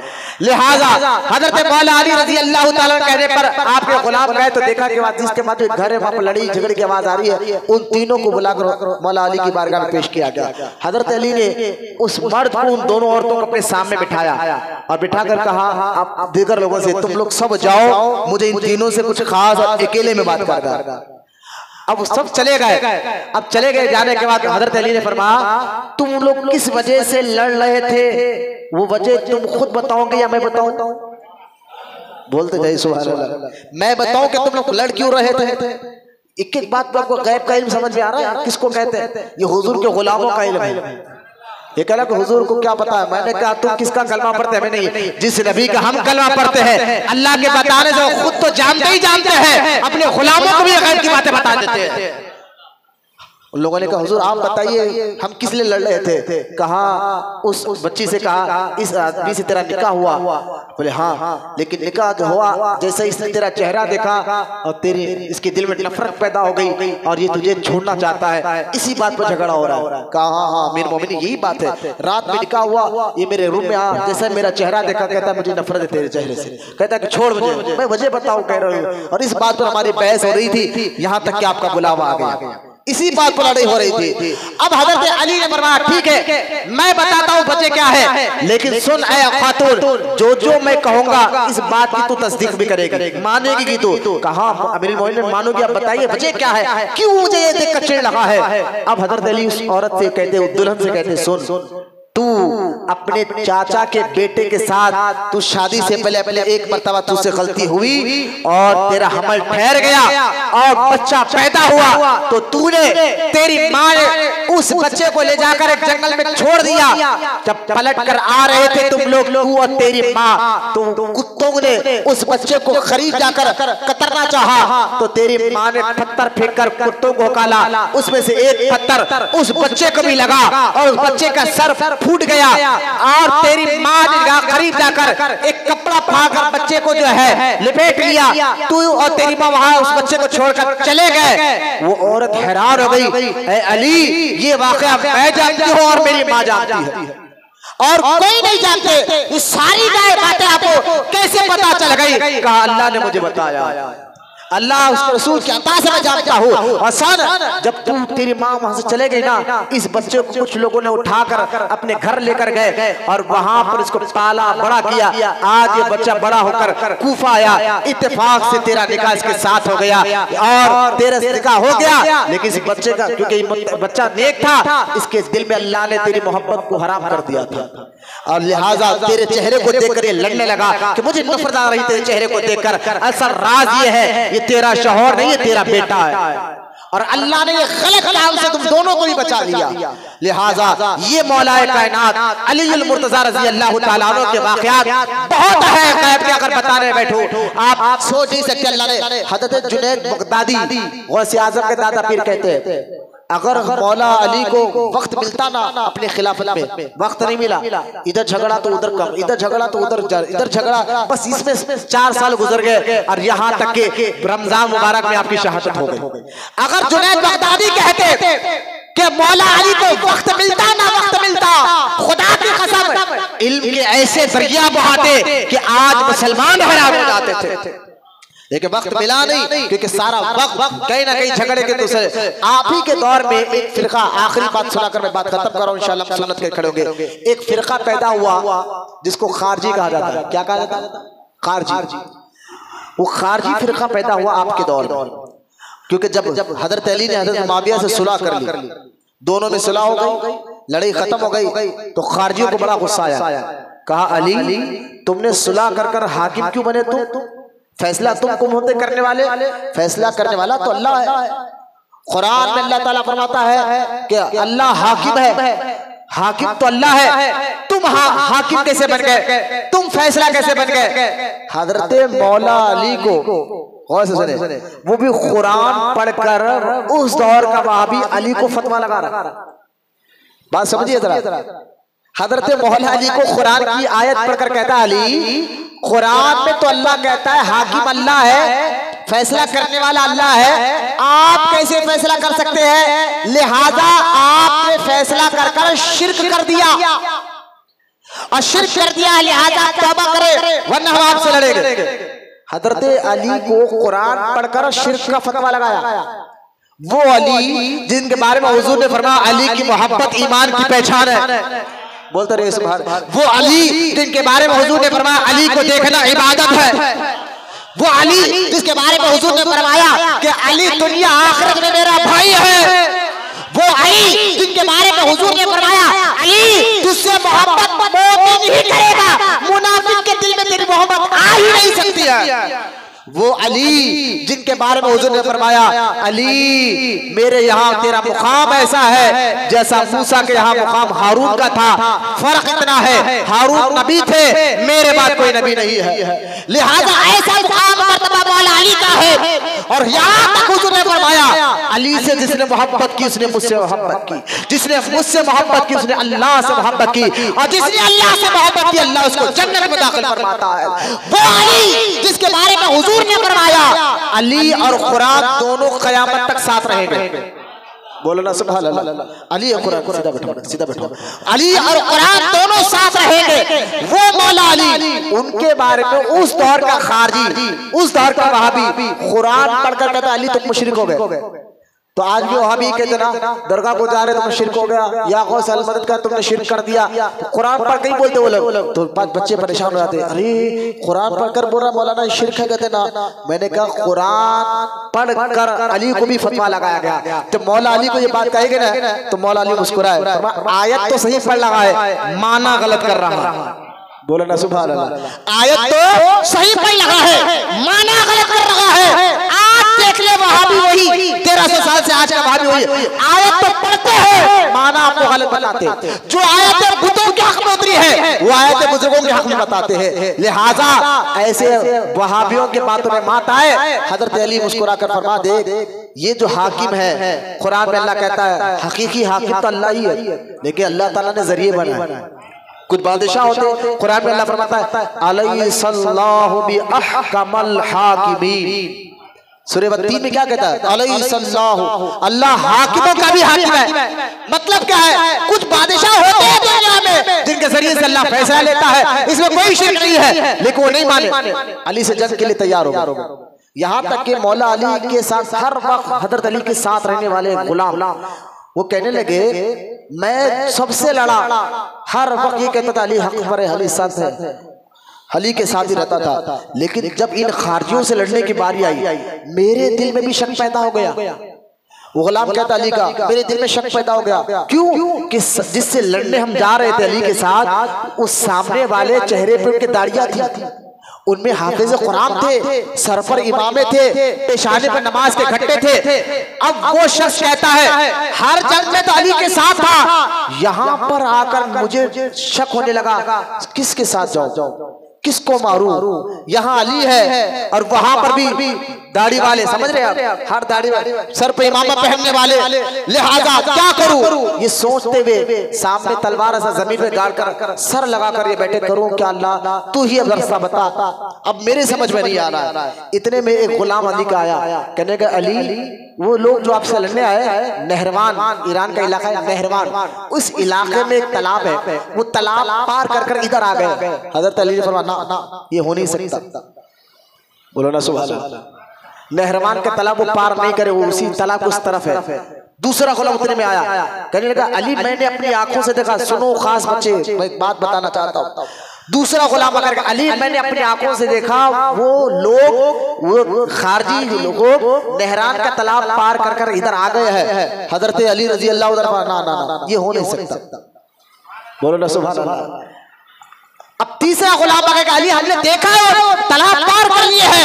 हजरत अली जलाल में खड़े हुए फरमाया तुम गलत हो सकते हो, रसूलुल्लाह का फरमान गलत नहीं हो सकता। हुजूर ने फरमाया था अली तेरे साथ क्या क्या वाकयात हो गए, उन वाकयात में ये भी वाकया हुजूर ने बताया था अली वो नहरवान का तालाब पार नहीं करेंगे, उस उतर रहेंगे और तू जाकर को कत्ल कर देना। तुम गलत हो सकते हो, रसूल का फरमान गलत नहीं हो सकता। अब ये जो शक में थे ना मैं करूं क्या, उन्होंने बोले अच्छा अब मौका मिलेगा पता चलेगा सच्चा कौन। फौरन हजरत अली का ये गुलाम खड़ा हुआ, फौरन नहरान जो ईरान का इलाका नहरान था वहां पहुंचा। देखो अगर वो दुश्मन तालाब वो लोग तालाब के इधर आ गए तो मैं इनका साथ देकर अली से लड़ूंगा, अगर ये तालाब के उधर ही रहे तो सबसे पहले अली की तरफ से मैं उनका मुकाबला करूंगा। अब ये दौड़ते भोला भोला गए, देखकर हैरान रह गया, दुश्मन तालाब के इधर नहीं उधर ही है, तालाब के इधर नहीं उधर ही है। अल्लाह अकबर, जैसा उसने कहा अल्लाह तेरा शुक्र है, पीछे से इधर अली आए और उसके सीने पे हाथ मारकर कहा वसवसे निकाल और सच को कबूल करवाने वाला बन। लिहाजा नहरान के वो लोग जो खाजी किस्म के थे, चेहरे पे दाढ़ियां, वो लोग कैसे भटकते वहां भी, भाई वो नमाज पढ़ ले कलमा पढ़ ले, मैंने कहा अली से लड़ने वाले भी सब पढ़ते थे। यहाँ तक के मौला अली को कत्ल नहरवान में हजरत अली ने को हराया, ये पूरे मरे, चंद भाग गए निकल गए, चंद को छोड़कर पूरे मर गए, कत्ल हो गए। जो जो सरकार ने उनकी निशानियां बयान फरमाई थी सारे वो निशानियां उन नहरान के लोगों में मिली अल-गरज। लिहाजा उनके कत्ल के बाद उन्हीं लोगों में से कुछ जो चंद बच गए थे उन्होंने कसम खाई अली को मारने की, और 20 रमजान बात खत्म कर रहा हूँ, 20 रमजान मुबारक और फजर की तहज्जुद के वक्त हजरत अली की आदत थी मौला अली की कि आप जब नमाज के लिए जाते थे जो मस्जिद में फजर की तो लोगों को आवाज देते थे सलात सलात सलात सलात कहते हुए जाते थे। लिहाजा आप गए जा रहे थे, एक का नाम इब्ने मुलजिम, असल में उसका नाम था हाफिज अब्दुर रहमान, नाम क्या था हाफिज अब्दुर रहमान, था भी अली को मारने वाला हाफिज कुरान। लिहाजा हर हाफिज के पीछे मत भागो कि ये इमाम साहब मैंने कहा वहाबी है, अरे उन्होंने हाफिज कुरान है, मैंने कहा अली को मारने वाला भी हाफिज। खुद एक मरतबा अली की मिजाज बहुत खराब हो गई। मदीना मुनव्वरा से आपका चाहने वाला आया कि अली आप बीमार हैं, मैंने अपना घर बेचा, सवारी खरीदी इस पैसों से, आपसे मिलने आ गया, मुझे पता चला आपका इंतकाल कभी भी होने वाला है। हजरत अली ने उस बीमारी में उसको करीब बुलाया, कहा ये दाढ़ी पे खून नजर आ रहा है, कहा मेरी दाढ़ी पे खून नजर आ रहा है। उसने कहा नहीं आपकी दाढ़ी पे खून नजर नहीं है। कहा नहीं अभी मैं जिंदा रहूंगा। कहा अली पे समझा नहीं, तो मौला अली ने फरमाया था, हुजूर ने फरमाया था, अली दो लोग ऐसे हैं जिन पर अल्लाह ने लानत भेजी है, सारे नबियों ने लानत भेजी है, उनमें से एक तो वो है जिसने सालेह अलैहिस्सलाम की ऊँटनी को ज़ुबा किया था, अल्लाह की निशानी को ज़ुबा किया था। दूसरा अली वो है जो तेरे दाढ़ी को खून से लाल कर देगा, उस पर अल्लाह की भी लानत है, सारे नबियों की भी लानत है, और मुझ मोहम्मद रसूलुल्लाह की भी लानत है। अंदाजा करे अब हजरत अली रजी अल्लाह तआला अन्हु जब कूफा में आप नमाज फजर के लिए जा रहे थे, सलात पुकार कर पीछे से आकर हाफिज अब्दुल रहमान इब्ने मुलजिम ने आपके दिमाग पर छुरा मारा। बैठिए आपके दिमाग पर जो है छुरा मारा, खून इतना निकला कि आपकी पूरी दाढ़ी जो है ना खून से लाल तर हो गई। देखो मैं उठने जा रहे क्या वजह बेचारों को पूछो। लिहाजा आपके दाढ़ी मुबारक रोडियो पहलवानों सुदखोरों के साथ बैठने की आदत बनते जा रही है, इसलिए मस्जिद में बैठने को बेटा है खून से लाल तर हो गई। हजरत अली रजी अल्लाह अन्हु फरमा आपकी जुबान से एक जुमला जैसा आप पे वार हुआ, मैं एक जुमला आपके मुंह से निकला कि अली रब्बे काबा की कसम अली कामयाब हो गया। और दाढ़ी को देखकर सरकार ने हजरत अली ने देखा दाढ़ी पूरी खून से लाल हो गई। हजरत अली ने फरमाया सदक़ता या रसूल अल्लाह, हुजूर ने सच फरमाया था। इस तरह मौलाए कायनात 17 एक रिवाज में 17 रमजान पर आपको कत्ल वार हुआ, 3 दिन के बाद आप शहीद हुए, दुनिया से तशरीफ लेकर गए। फिर आप दौर में खारजियत थे, आपके जिस्म को रात के वक्त इमाम हसन ने नमाज जनाजा पढ़ाकर बड़ी पोशदगी छुप छुपा कर दुश्मन से आपकी तदफीन जो है आप मौजूदा नजफ में, ईरान का इलाका नजफ में आपका मजार मुबारक है। लिहाजा हजरत अली की सारी जिंदगी ताकत, शुजाअत, फिर खिलाफत का मामला आपने कई हाल मसलों को हल करते गुजारा है। अली की मोहब्बत ईमान है, सहाबा की मोहब्बत ईमान है। आज 20 रमजान है, मैं कहता हूँ जरूर अपने घरों में जाए, इन वाक़यात को पढ़े, अपने अंदर मर्दानगी पैदा करे। बदर के वाक़यात को पढ़े, मक्का फतह हुआ था 20 रमजान को, इन वाक़यात को पढ़कर अपने अंदर मर्दानगी पैदा करे, जज्बा पैदा करे, दीन के साथ रहे। मैं अक्सर ये जुमला कहता हूँ, आप दीन के साथ खड़े रहे हर हाल में, दीन आपको गिरने नहीं देगा। शरीयत पर, दीन पर इस्तिकामत रहे। साहबा इकराम यही रहे, उन्होंने माल छोड़ा, वतन छोड़ा, सब कुछ कुर्बान किया, दीन नहीं छोड़ा, दीन के साथ खड़े रहे। अल्लाह ने हर हाल में उनको जिंदा खड़ा रखा। आप भी दीन के साथ खड़े रहे, हर हाल में आप खड़े रहेंगे। जो फिल्में, ड्रामे, फेसबुक रील बनाकर रमजान जैसे मुक़द्दस महीने का मजाक उड़ा रहे, इनकी सोहबत से भी आप दूर रहे, बुज़दिलों की सोहबत से दूर रहे। अपने वाक़यात पढ़े तो बुजुर्गों के वाक़यात पढ़कर दीन से जज्बा पैदा करे।